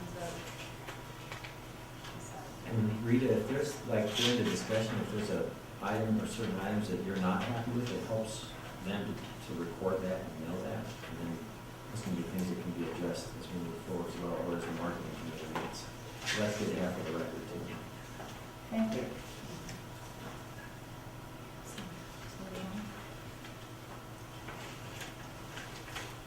So did you want to add something to your proposition? No. Okay. So on the agenda, we're now on item C, review and affirm the financial expenditure process. Does that sound right, Marcy? Okay. So if you turn to your packet, page 25, and for those of you who've been following along in this conversation via email, this was previously emailed in dialogue as well as part of the Q&A document. So there's been, at our last meeting, there was quite a bit of extensive conversation about the financial transactions and how they're approved and processed. And as you can see, for those of you joining us today, that conversation carries on. So when we first formed as an organization or as a program of the EDC and also as a management committee, we talked about this a lot because we were just getting to know each other. Folks not serving on the management committee didn't know the processes that the EDC had in place. But I think for today's sake, to relook at this, to document it in a more formal way, and make sure that it is adequate and satisfactory to the management committee, I think is very appropriate. So I'm just going to read this. So this is kind of a summary of how it works. The EDC established a separate checking account and deposits all of the revenue received for the TBID into that separate checking account. The EDC is paid by definition an administrative fee of 3%, and that 3% is intended to cover the accounting services, insurance, basic supplies, utilities, that kind of stuff, which we don't track and itemize on a monthly basis to submit as a bill. That's covered in our overhead and our admin. There's only one line item that I think we'll be discussing in future meetings, and that'll be rent. But for right now, let's leave it at this. Let's leave this alone. Okay. The EDC tracks all direct expenses, including time, materials, and supplies, and travel, and documents those expenses on a quarterly invoice that we submit for review and approval. We do not cut a check to ourselves out of the TBID fund to cover those expenditures. We pay for them out of the EDC operating budget, and then we bill the TBID committee on a quarterly basis, and we recover or reimburse for those expenses that were incurred. Sometimes they can be kind of extensive, and other times it's not much. As we've progressed and moved and grown, our quarterly invoices have grown and progressed along with this.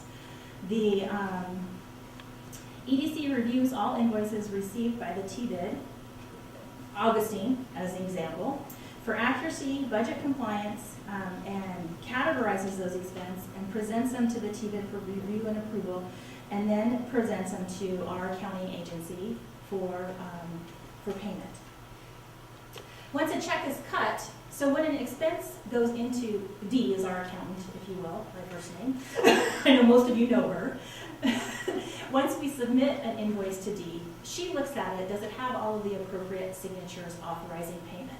And the TBID committee is an additional signature to what a normal EDC process is. An EDC would have a program manager signature on it, and then my signature, and then a check would get cut, and then that check is then signed by a member of the board as well as myself. The TBID, all expenses associated with the TBID, we add another signature, and that is a member of the TBID committee signs them before we submit them for payment. She cuts a check, we attach the check to that invoice. I have a stack right here that I'm going to ask Eric, hopefully he'll sign them today. And we turn them in for payment, and then we submit the checks. We pay bills every 2 weeks. Dee comes in, she's actually on site in our office every other Thursday, and she's usually there most of the day. So sometimes when somebody might ask me for information, sometimes I wait for a Thursday, a D-Day. We call it D-Day in our office. Mm-hmm. And Logan's laughing because he's a victim of D-Day. On the beach. And then the EDC's additional responsibility is to produce the financial statements that you all want and need in order to do and conduct your business. The one thing that we clearly and verbally established, and I think we probably should substantiate in the form of an actual board or committee action, is we present these invoices to a member of the TBID management committee. And early on, we had a committee that we called the Finance or Budget Committee. We do have a treasurer who serves on the committee, and we have a committee chair. But then we discovered along the way that Finance or Budget Committee really was not the right thing to do. So a member, and it's usually been Marcy or Almond, because those two were active in setting up the process and they served in an active role. One of the things that would concern me about not delegating that authority to an individual would be the track record we have in obtaining quorum, and if we're asking for approval on that end of it. I'm happy to, and in fact I do think it's really good practice now that it's been brought to our attention to bring the itemized expenditures to you for approval.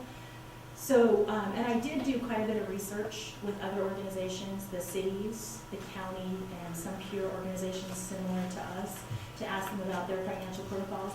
And mostly what I heard was, if you guys create a good one, can you share it with us? Even the cities told me, boy, that'd be wonderful if you could create it. But this is the level of documentation that's most often seen at a city for board approval. And oftentimes this documentation would present to you both transactions that have already occurred and transactions that may be pending in your accounts payable, such as the December quarterly invoice for the EDC. A check has not been cut, but it is reported as a pending payable in your financial business. So, I have a question. Absolutely. How much oversight do you have on expenditures for TBID? If you were a managing committee, do you simply get a statement? Do you have a line item expenses that you review? Well, we look at it on a line item basis. That's my question. Yeah, you know, I think at the end of the day, as business owners, for those of us that own businesses, you're paying for a service that, by implication, you would rather not do yourself. Only you can place value on that, because I would assume if you're not doing this, you're able to focus on other things with your business. You're hiring folks to do that work for you, which it is not cheap, and you all can do it yourself on an individual basis. Dollars matter completely. Eric and I volunteer our time here, so I'm not at my business today, like you, making money. I'm here helping oversight with this as well. And as business owners, there's always that folks of decreasing costs or increasing income. Where are you going to put your effort? You can focus all day long on trying to reduce every single cost you got, sometimes at the dilemma of not increasing your income. And marketing is an interesting animal. It's hard, truly. 8 to 10% is wonderful. But it's really hard to understand my advertising, is that generating the dollars? It may not be today. It may not be 3 years from now. Because those snow pictures, it's a gift that keeps on giving on that website, is they're able to populate that every single year. And it may be years from now where that money actually truly pays dividends into occupancy increases for you. So I know where you're coming from. So what I hear you saying is you aren't looking at a line item amount, and Tanya is reviewing it and turning it in and getting paid. We are definitely not Is that correct? micromanaging the Okay. marketing. We're depending a lot on you all and your recommendations as well. If you're approving the budget, we're really entrusting a lot of responsibility in your abilities to do this, and in their ability to provide you the services that we've contracted you. That when I asked for a line item breakdown so we could actually see what was being spent, that was not forthcoming. And that is where the In greater detail frustration than this one? lies. Were you looking for something different than this, Rita? No, we could, if we would have gotten that originally, that would have been different. It would have been much more pleasant. Okay. So something like this given on a regular On a basis. quarterly basis or Would whatever be the very proper is. helpful Okay. and would help assuage concerns. And things like, how much is the rent? Sounds like a simple question. You're getting rent for free right now. It wasn't. That's What future is the- conversation. What is the upcoming rent? That was the question. So. I mean, just Okay. simple business acumen. Just How much are we paying? The EDC has never tried to hide anything from us. They've always been transparent and given us exactly what we wanted. And we all approved the budget before you were on the board, and we knew, I've signed all those invoices. We all know what's going on. I mean, nobody's trying to hide anything from us. Most of these expenses are part of that design, marketing proposal that was done over a year ago. So yeah, when we look at it, you just look at brand marketing, it kind of, if you didn't see the original proposal, and how it's broken down, like $20,000 for this, 25 for that. My main question was, did they go over the approved budget? That's where I would expect them to come to us. Yeah. If they after need we to amend approved the it, budget then for- tell us Understood. before. Because we don't- That's we what don't- Understood. Yeah. But a breakout adds to clarity, it adds Well, to and they've transparency, and that's all that's Sounds all like I was something asking simple. for. Well, that's Yeah. reasonable. Super simple, and it's always been available to us. It's never been hidden from us. And I really don't think that we're too busy trying to run businesses to micromanage and dictate what This they is do. not about micromanaging them, I don't want to micromanage them, that's not. Well, we've wasted a lot of time at our meetings talking about things that has always been apparent. And we need to move on and talk about things that are going to benefit our businesses. Press on. Okay. Can I ask a question on review of the third line item? As I understand it, that you work for the SEDCU, if you do work for TBID, then they will bill TBID for your time. Can you hold that question? I'm going to get to you. That's. I've got a really short memory, make it quick. So we're on this process of financial transactions and the summary that is provided in your packet. And this is consistent with how we've operated from day one. And what I'd like to know from the management committee is, do you want to change that process? Or do you want to keep that process in place? And if you do want to keep it in place, do you want to change or select an individual to review invoices, or do you want to defer to a member of the committee in its greater context?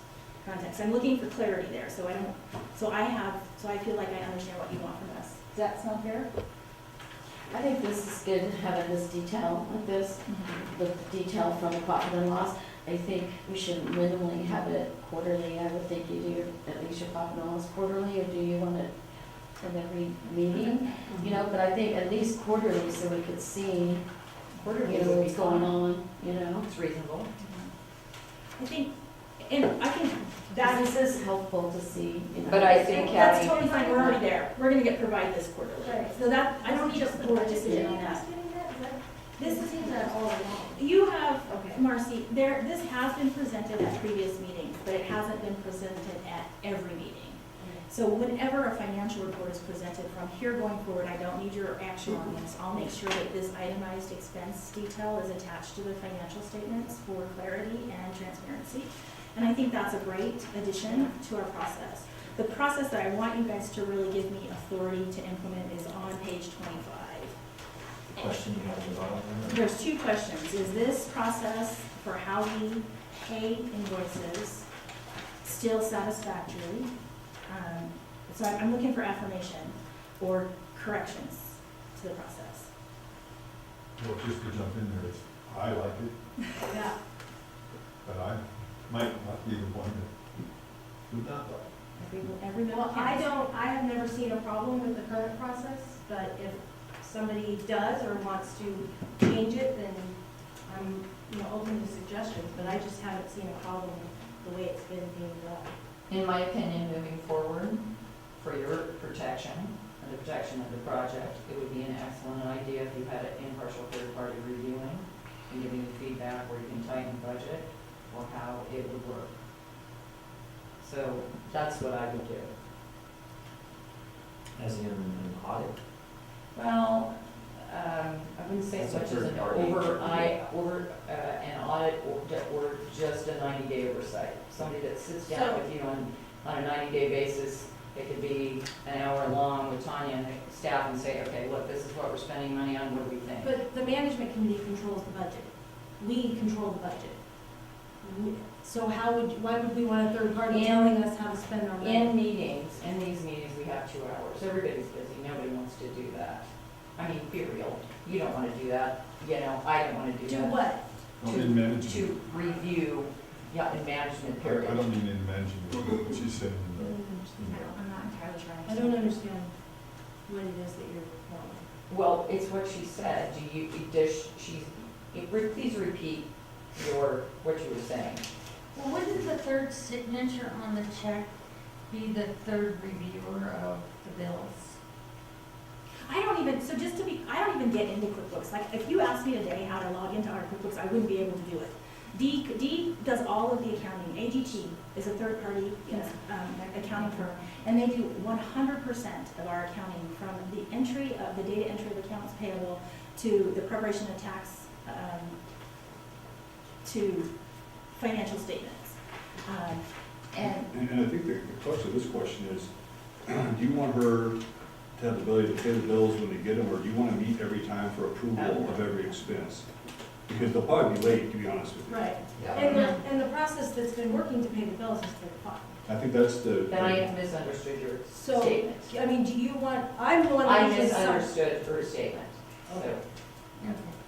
My main thing is, if we approve the budget, like in July, and we approve so much money for all the different expenditures, and I look at Nikki as like a project manager or something, if she sees a red flag, and like, we're gonna go over budget something, then to give us enough time that we could change the course before something goes over. agreed. Or there's something completely new coming in, you know. Agreed. So, So this page, I mean- page 25, this written Do you down agree with that? procedure, I just, to speak, beat it, but you guys, it's got a little bit of, there's a little emotion tied to this, so I want to make sure that I'm understanding it, and I want to walk out of here feeling like, I got it. Are we I good? feel the way we've been doing it, it is working and it's fine. Okay. I do have a little question, because I work with QuickBooks very little. Is there a balancing act somewhere in QuickBooks that has the budget amount, and then the spent amount, and then what's left over? So we do that on that spreadsheet that you all have seen me hand out multiple times. So we know at any given point where we are, how much we. So the budget is put in QuickBooks, right? Yeah. Is what she's So asking, it's the all budget done is in put in QuickBooks. QuickBooks?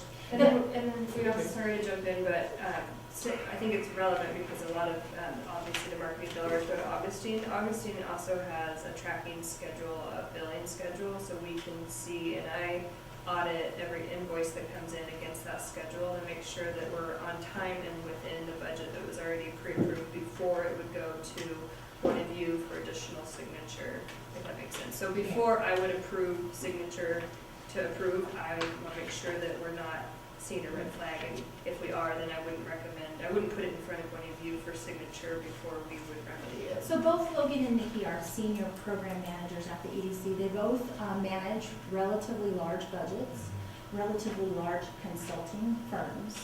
And it takes a great deal of time and effort, and they do review those invoices really carefully. I put a great deal of trust in them, but just like you're putting a great deal of trust in me. To answer your question, there's a simple report called budget versus actual. Yeah. Yes. Yes. And I know we see the spreadsheet. I didn't know the spreadsheets were plugged in after the fact, or if it's part of the QuickBooks. We currently right now, so we've done this, Dee actually does the spreadsheets too, from the interest of validating the third party who touches them. I review them, she completes them, we go back and forth a couple of times before we're happy with the way things are presented. I can easily have her put a budget into QuickBooks. She does that for the EDC. This is a pretty simplistic line item, a set of books, Lowell, to your point. And I think that as we mature and grow as an organization, we're going to see us fleshing that out just a little bit more. But for right now, those line items are pretty summary in nature, so the spreadsheet provides a lot more management information. Okay. So are we good? This is line item, right? This is action item? We have it as item C, review and affirm the financial expenditure process. So I would love to have a vote of affirmation on this process if you're good with it. If you're not, we'll revisit it. Since we have reviewed it, I would like to move that we affirm it. Okay. Do we need a second? Yes, please. Do we have a second? I'll second the motion. All opposed, or all in favor? Aye. Okay, any opposed? Awesome, thank you very much. Okay, where am I? Okay, Marcy, shall I move on? Yes, please. So progress report on the approved 17-18 budget. So in your packet, I know that we have a couple who have come with us through this meeting, and I appreciate that. And so I want to share a little context. At our last meeting, I handed out a spreadsheet, which is what I use, and which we have become sort of familiar with over time. Today, what I did, because that spreadsheet generated quite a bit of feedback for me, I put it in a different format, hoping that it told a more complete story and offered more context. The information is still the same, it's presented to you differently. Is it on page 29? I'm getting to it.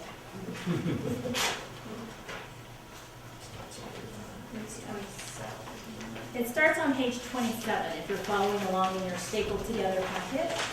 It's titled 17-18 Budget Financial Progress Report, Siskiyou County Tourism Improvement District. And the intent here again for folks who maybe haven't looked at the spreadsheet or whose the spreadsheet might just look like gobbledygook, too, I wanted to tell a more complete, give a better understanding of where these numbers come from. So if you follow along, the first page is a background, and I'll let you read it. You don't have to, I won't read it for you, I'll take your time. The second page itemizes the government, the the governance for both the EDC and the management committee. Then when you get to page 29, which is actually the third page of the document, it gets into revenue. And this is revenue by jurisdiction, by quarter, since quarter one. When the money was received. At the time at which the money is received into the EDC. And this information is actual, so it ties directly to your P&Ls and any QuickBooks reports at any point in time in which you'd like to see them. In that quarter, the December 17th is our most current financial quarter. And it is, okay. So then, if you turn to the next page, there's a discussion that begins the discussion about expenses. And within our governing documents, the documents that created the TID, you have the district management plan and you have a committee policy. The district management plan is set by the Board of Supervisors of Siskiyou County. And it's a plan that looks almost identical to every other TID in California. We were modeled after and by the agency named Civitas. If you ever want to look them up, they're great. But they did our plan for us. And it spells out that, and I think this actually might be in statute, but I'm not the statute expert, so I apologize if I'm not going to quote it. But it spells out that we spend 97% of our funds, 94%, I can do the math, of our funds on sales and marketing. So that's the green piece of the pie. 3% goes to administration and collection, which is that undocumented overhead. And then 3% goes to a line item called contingency in renewal. And because there's been a lot of discussion about this, I've actually looked this up somewhat recently. Otherwise, I wouldn't have been able to answer this question that Lowell asked earlier.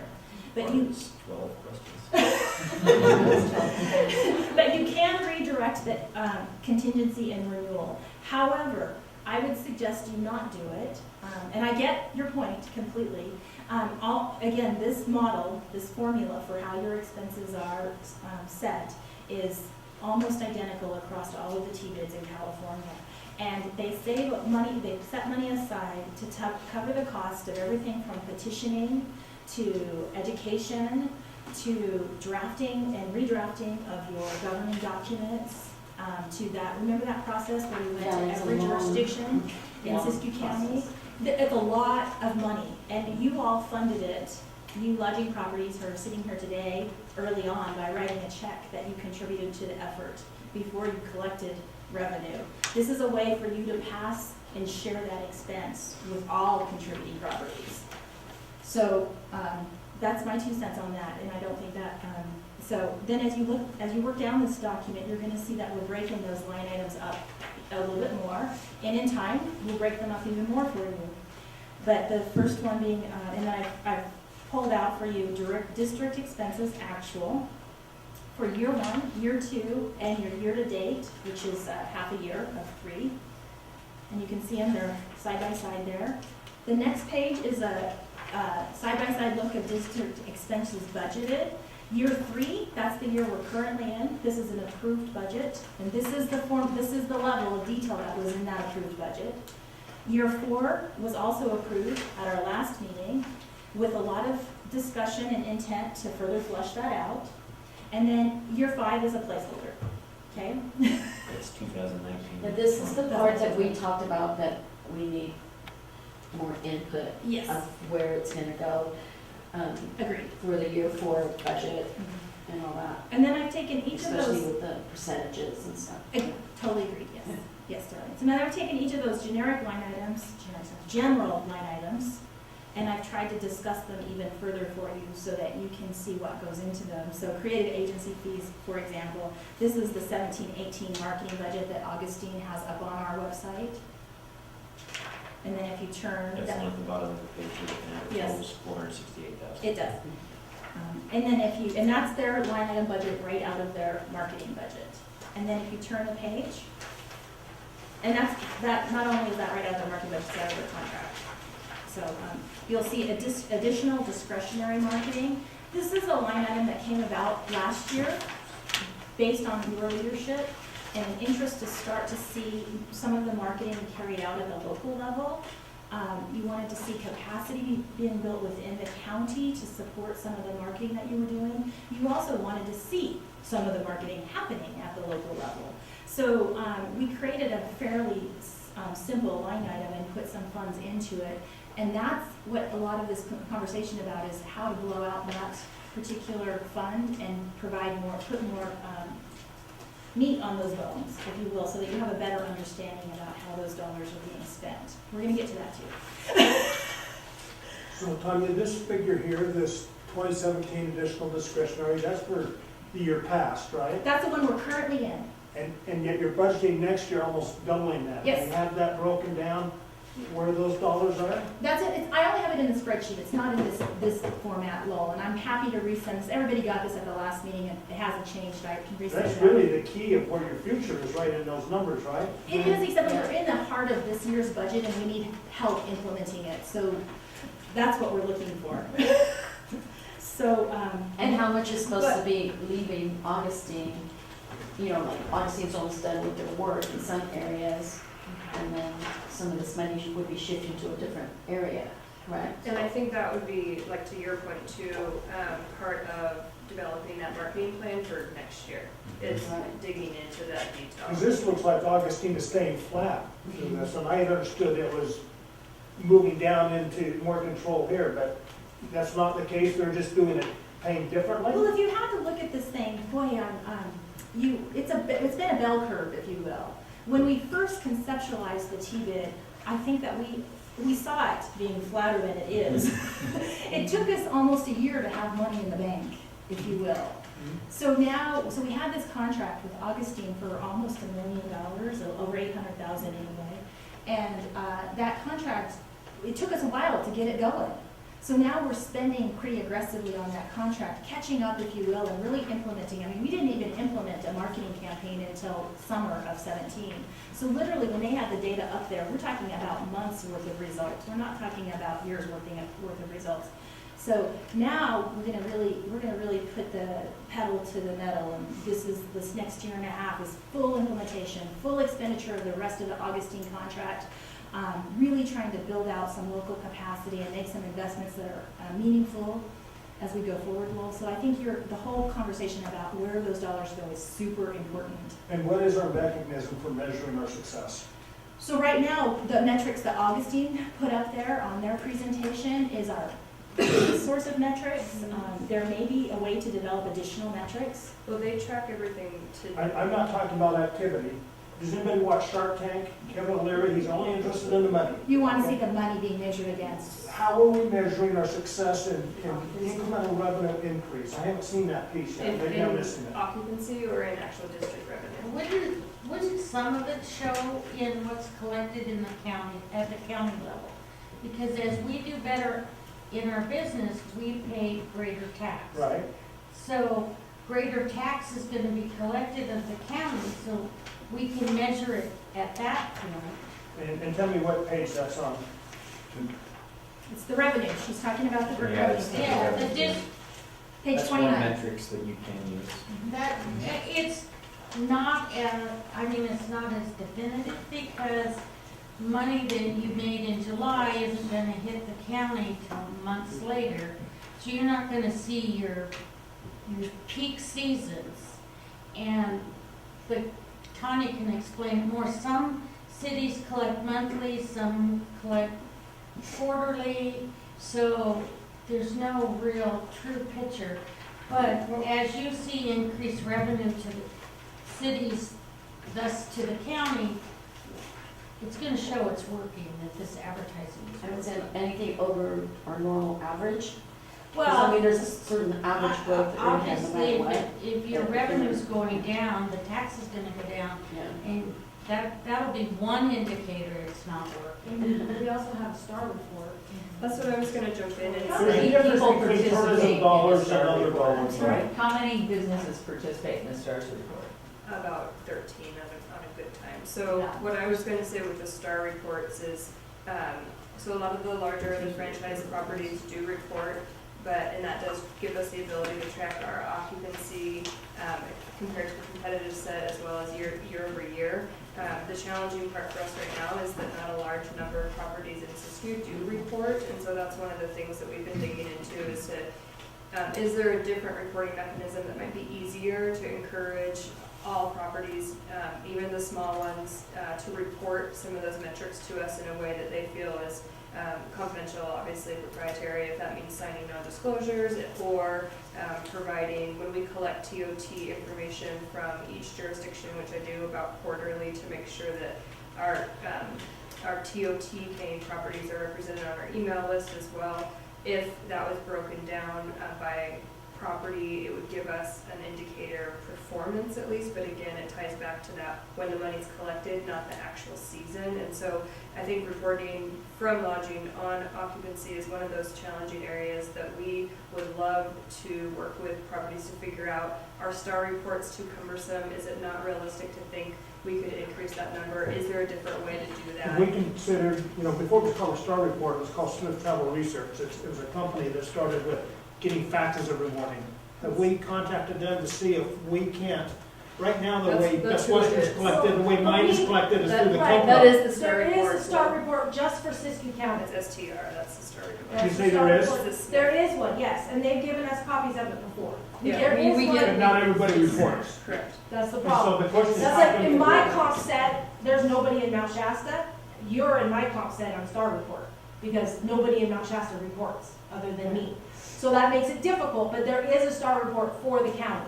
And my point is, that's a certain algorithm based on market share and competitive set. But I'm just talking about everybody reporting to Smith Travel Research, that they give us statistics, not necessarily competitive statistics or market share statistics. They get all of that. So Give the us- Smith, so Star, sorry to jump in, but the Smith Travel Research is the Star report that we're talking Can about. I stop for just a second to our chairman? Can we have a quick time check? Because we still have a couple of decisions that need to be made before this meeting is I was over. gonna recommend, Lowell, you bring up a great point, but we wanna Yes. continue with this, but that may be great metrics to start working through in your committee on marketing, because Yeah, we should do marketing that. always needs to bring back results. Because I have a, We need to track, how we Yes. track it on the We web, have- right? So, But that may be I a have better- an important something to say to you guys, like the single person with the most experience in hospitality industry in this room right now, 70 years. And the answer that I think is, we are not doing it. And we need to find some way to do it. Thank you. Good conversation. And so Okay. was that a commitment? I'm working on it all the time. I haven't. That's what we need to do. We need to have an answer so we can track it. Am I gonna lose anybody? Are y'all here for the end? Are we here? Well, I like the idea that Nikki said, sorry, but about that quarterly, Yeah. because, the Star isn't something that we even really go by, it's so different for us. You know, in the whole lifespan of a board or management committee, if you will, you guys have achieved that highly engaged level. Okay, I'm going to roll through the rest of this pretty quickly because we still have some decisions to make today before this day is over. So we were talking about additional and discretionary budget, and everybody in this room agrees that we want to spend more time putting more flesh on that budget, and that we're excited about it. Okay, professional services. This is the point in time where I really want to, I've forgotten the agenda. Where am I? Monthly expenditures. Okay, I'm still on D. So, I want to hand out a couple of extra additions because there's not enough papers on the table. I know. This is copies. Everybody has seen this electronically. But this is a copy of a set of job descriptions that have been prepared in order to staff appropriately this organization. And I've gotten quite a bit of feedback on these job descriptions.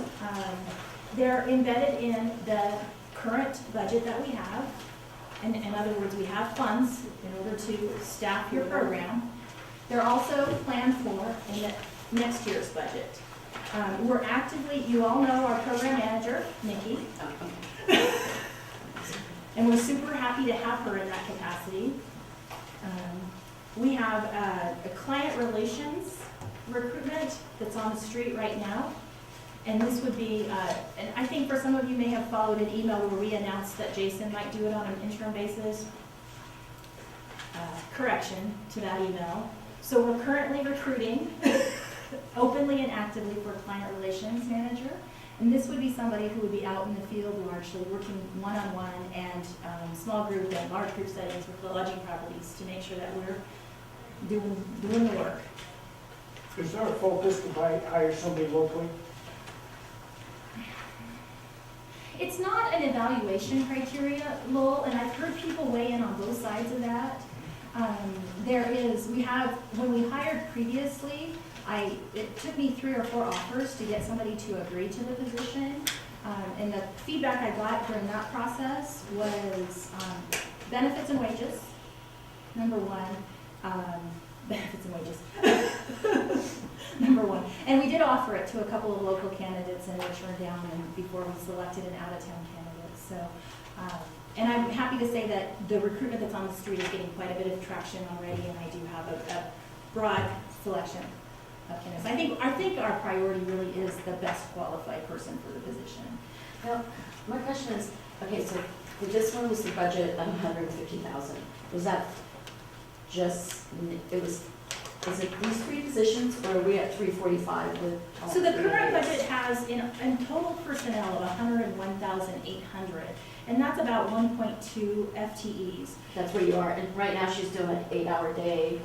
I mean, are Nikki's you like working pretty much full-time with us? I'm full-time about 30 hours. 30 plus. 30 plus, okay. Nikki's full-time, and you get me, we're gonna go over the invoice and how we document time. Okay. But Logan, myself, Sean has occasionally worked hours.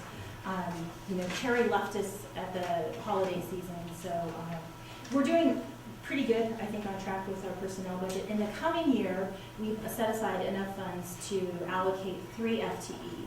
So we haven't hired yet, but That's where our question is, do we need 3 FTEs? That's what we're. well, let's kind of go through this. I mean, right now, it's a big program. Okay. There's a lot of time involved in the administration of this program right now. So I think, we can totally talk about that. So there's 3 job positions out here. The creative content position, I've actually identified and we have put on somebody on a very interim basis who is local, very part-time and very interim, but this is somebody to really help us build out that marketing program. And This is the job description on the last page. the creative content, it says 20 to 30 hours a week, $25 an hour. That's the job description where I am. And her name is Megan Peterson, if anybody knows who she is. Which one is it? Creative content. Oh. You'll get to meet her. She's going to be wonderful. It's very interim and it's part-time. Okay.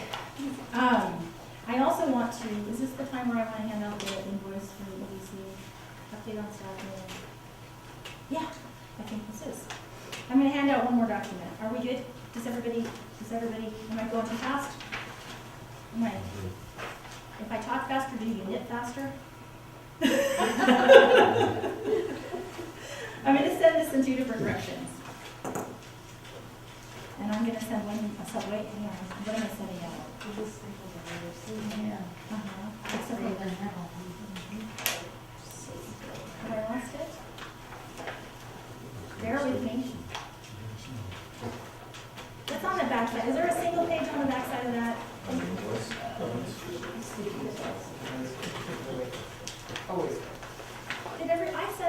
I have a stack of papers that Marcy just made some copies for me for. And now I've lost it again, Marcy. Okay, can we stop for just a second? This went out.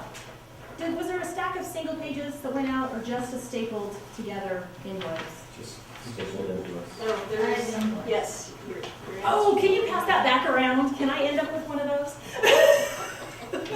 That is a separate document. You got it. Awesome. I'll share it with her. Okay. Did everybody who wants one get one? Okay. Let's share. I said you got one. Is there? Okay. Oh, you've got one. Okay, I think these are referenced. Okay, so I've sent, this document was intended to be one document, but it's 2. And even though I corrected an error, I still see the same error as there. But I'm going to tell you what it is, so not to worry. So this is an invoice that we prepare on a quarterly basis that substantiates the time and materials that we are asking for reimbursement for from the EDC. And in fact, Logan, are you still with us back there? Is it, would you mind if I asked you to pop your calendar up? Can you do that? Yeah. I want to show you all how we document our time. Logan's a good one because he does a good job of it.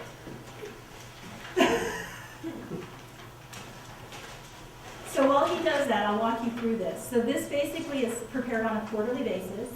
Dee comes into our shop and she does details of how the expenses have gone. We run payroll every 2 weeks, and when we turn in our allocation of time to payroll, we code it to the program or the project that we work on. In Nikki's case, she works 100% on the TBID, but there is some time when she might like work on another program or project, and she wouldn't bill you for that time. She would bill that program. Logan's good because you'll look at his calendar that's up there on the screen right now. You can see the color coding in it. The color codes actually tie. That's an internal code that we use, and it ties to the program or the project. And I don't think you have any TBID time on that particular week. So we're looking at yellow, which, if I'm not mistaken, Logan, is workforce. Correct. And purple is USDA trainer. a USDA program, and blue is alternative fuels. Yes. Okay. So you see he's tracking his time, and under each of those entries would be just a little basic explanation of what he's doing. So then he uses that calendar level documentation, which we all have access to each other's, and he prepares a time report that gets submitted to payroll. And then when Dee enters our payroll, she allocates our time to those individual projects, if you will, okay? In the case of expenses, we allocate them on the front end of being paid.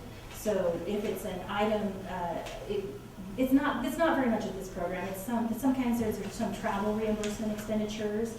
Pusher's coming through us right now. We're paying Pusher and then billing you for it.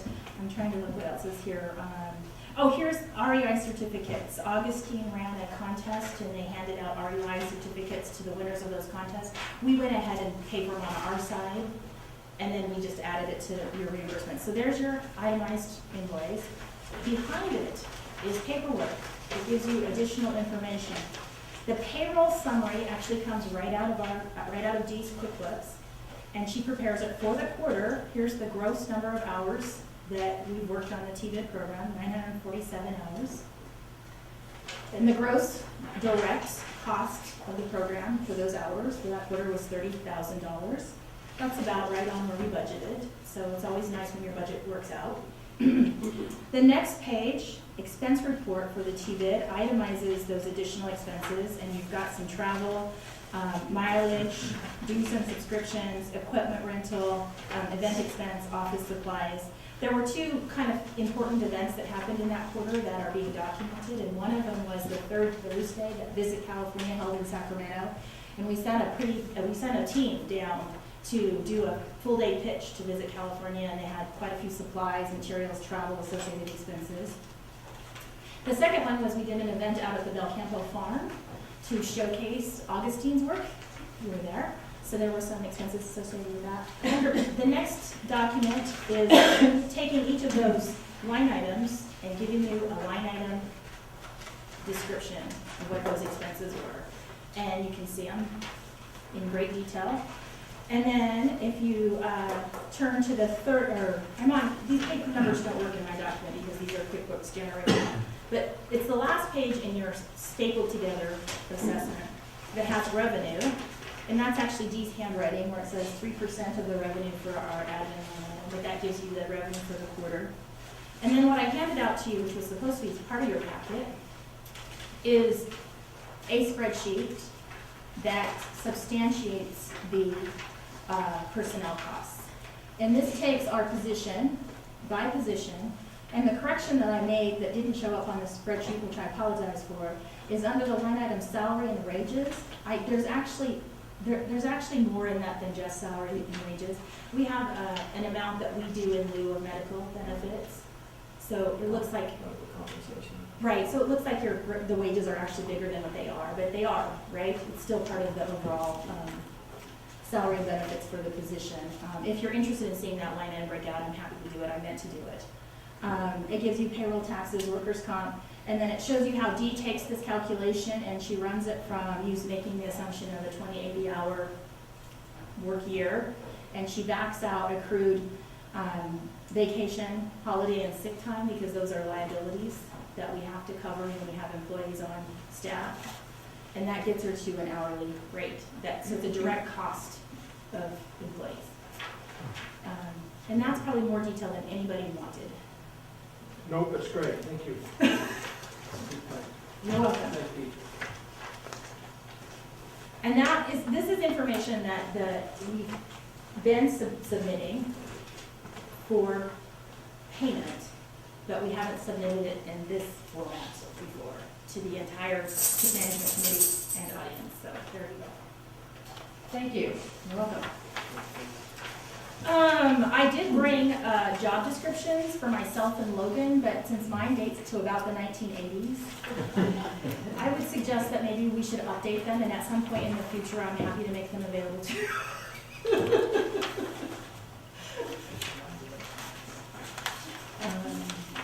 Where am I on my Is there any action items left? Yes, we have 2 action items remaining on the agenda. Okay, so all of that is leading up to our action items. So for me, I'm looking at subset triple I.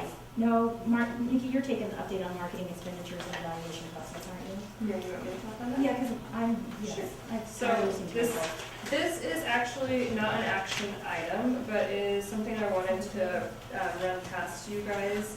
As we have agreed to make some investments in local advertising, I've been working on kind of establishing a criteria that we would use to evaluate those opportunities. And so, where are you in that? On page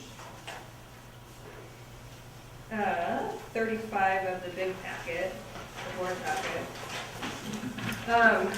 Basically, it's just almost a one-pager, and basically this would be for proposals that I get saying, look, here's a great advertising opportunity, whether that's radio or it's Colliers or something to that effect, that I could say, okay, what really are our goals and our missions? And this is kind of just a jot down draft. And so again, if I'm offline or if there's something forgotten, please let me know. But basically, first and foremost, wanting to make sure that the opportunity aligns with the program's mission to drive lodging property stays. And thinking of the consideration, looking at the target audience that would be seeing, hearing, otherwise viewing the advertisement itself. So again, if it's a radio ad, who is going to be hearing that primarily, and does that align with our target audience for that opportunity? What is the quantity and time / exposure of the advertising opportunity? Who are the demographics? What are the demographics behind that audience? So again, just really wanting to ensure that our dollars are going towards the audience that we want to drive traffic here. And then does that have, or have the potential to have regional interest? So again, wanting to underline the regional interest of the TBID. And then looking at these questions, that could be something that I would ask or that somebody could fill out, is to obviously describe the advertising opportunity in detail. Again, the target audience, describing the reach, so how many viewers, readers will be exposed, and describing that audience. And then some of the things to be further clear on what the management committee has decided not to fund at this point is to not directly underwrite or sponsor an event, and to not directly underwrite or sponsor a marketing or advertising campaign that does not directly promote the Discover Siskiyou brand or initiative. So again, it doesn't have to be the brand being promoted, but it's the initiatives behind it. So if we wanted to invest dollars to make a rack card to put into Colliers, perhaps we'd be featuring some itineraries that would include lodging properties or other things that travelers could do. So it wouldn't necessarily have to be the brand Discover Siskiyou, but it's definitely the intention behind the brand. So again, we're not, the board has indicated no interest in necessarily paying somebody else's marketing campaign, is basically what the intention is behind that. And then that discovers you. I'm sorry, I was confused on the event part. Sure. What was it that you said that? So at this point in time, the management committee has decided to not directly underwrite or sponsor any event. And that was the decision that you all made earlier on when it kept coming up at meetings to say some districts choose to set aside a certain amount of funds to actually underwrite local events. And typically what's done is that another committee or another management There's a competitive process. There's a competitive process, so there's an application process, there's a vetting process, a decision process behind that.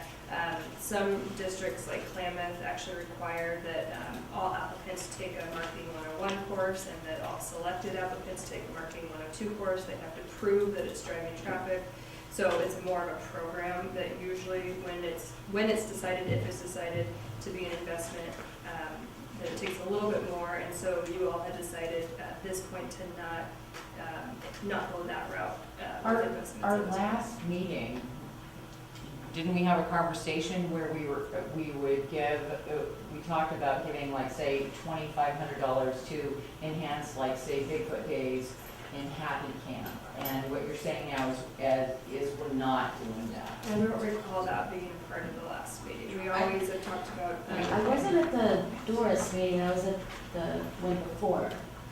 The one that when we talked about the budget. The reason being is that, like with McLeod, we have so many events, but that's how we fill up our events. Yeah. Ours is our events. We have people, they know Bluegrass Festival's coming, and they'll call us 6 months in advance for rooms. Yeah, the certainly- events are Yeah. really what puts people in And I understand our it should lodges. be a good event, you know, I mean, it should be like something that you should. But at the time we Yeah. chose, what was happening, we were getting people coming to the meeting basically with their hand out to Okay. fund their own events. Right. I think the discussion you remember from the last meeting, there was a suggestion that maybe down the road, we could fund to each chamber in our district. Now, it was, $2,500 to help them with their. I've listened to that meeting several times. We were talking about actually having a process, having a small committee made up of lodge owners. They could review, what the event was.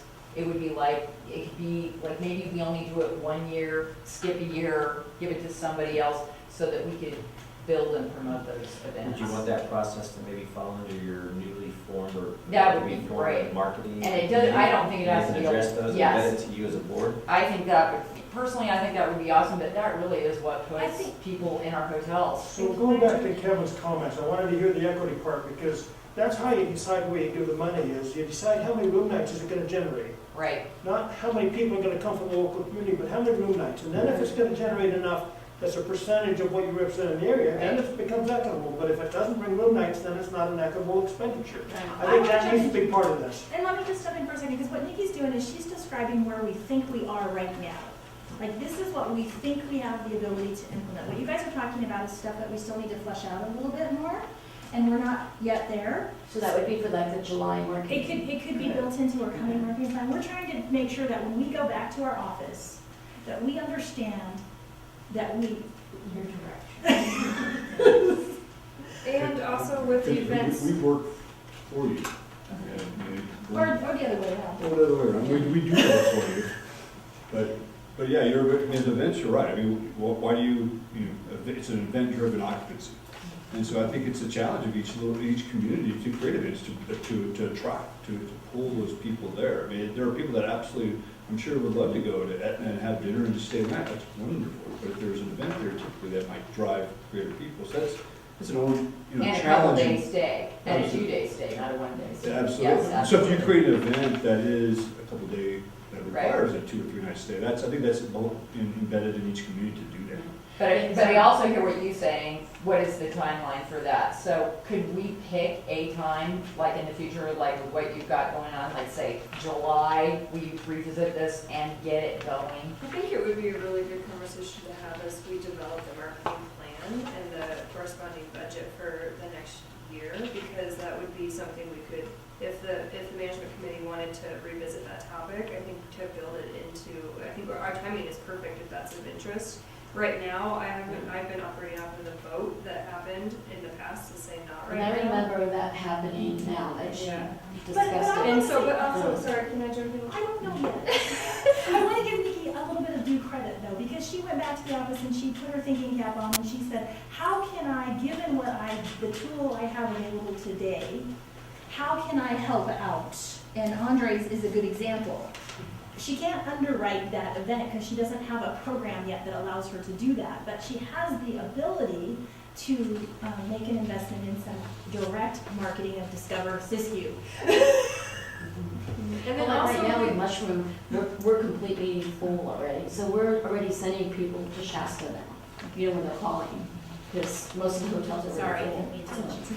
and then also, it's not that we wouldn't have any role in everybody's event. I think that we would definitely want to be a marketing arm to these events. So more things that we can do, really getting in at the granular level, aside from just putting it on the website. If there's really something we can do that has some traction behind an event, that's where Discover Siskiyou right now, absolutely, 100%. Let's make this engine be the marketing side to drive traffic to these events and make them successful. And then I think looking at the upcoming marketing plan, if it's of interest to build in a program to fund events directly, then I think looking ahead to next year would be appropriate. Right now, I just want to make sure I'm on track when I'm looking at advertising opportunities and how we would vet them to make sure we're in line with the interests of the district, that we're kind of using the right check boxes. So again, this isn't a vote, but if you have any other feedback on advertising opportunities and how we would evaluate, then definitely let me know. And you can also email me if nothing comes up now, but it comes up in an hour, and that's fine too. Margaret, the weed event that's coming up, the brewery, Hobson Brew, or whatever that was. Yeah, the Chinese auction. They sent us an email and said, would you put us out on your channels? And, I mean, they can't buy advertising like that. Yeah. So that's another really good example of what we can do right now, in the here and now. It's not gonna take a committee to come up with a program. That's all I have on that. Okay, Sorry for that- interrupting. No, you guys are good, that's good. We needed clarity. This leads me to that little three-eye. Is that how you say it, Eric? Approved staff authority to execute spending threshold. So we're at a potential decision right now. So I included in your packet, let me find it, page 37 of the big packet. It looks a little bit like a memo. And I had to dig into our archives and find the EDC's protocol for financial authority, and I found them, and I pulled out the page that's relevant to you. So currently, right now, the EDC board approves an operating budget, and within that operating budget, I have 100% authority to implement it. But when I come across an item, a consultant agreement or contractual services, for example, that exceeds $10,000, I bring it back to the board for concurrence, even if it's a line item that's budgeted. And then they concur with the implementation of that so that they're informed. If it's underneath that threshold, I don't bring it back to the board for concurrence, but I report on it and they'll see that activity. This is a threshold that we want to see what your comfort level is, because we need to be able to implement a budget. And so this came out of the EDC authority, and I want to share it with you, and by default you fall within their authority. But you also have the ability to create a committee process or authority level that's different. I feel comfortable with this level as long as, you know, again, we get good quality leadership from you about the budget, and we understand the context in which a budget is implemented, and believe me, and you, there's a lot of context that goes behind the implementation of a budget, so I don't know if I keep that up. I'm giving So what's the question you have? Are you guys okay with this authority? So haven't we inherited this authority from the? You have I mean, inherited. it is in place right now. It's in place right now. So we would have to actually make a motion or something. You would have to do say, something. yes, you'd have to say we want a different level of, But we don't need a motion to not do anything. you don't need a motion to not do anything. And the 10,000 includes like the aggregate you're saying for the whole year, or is that?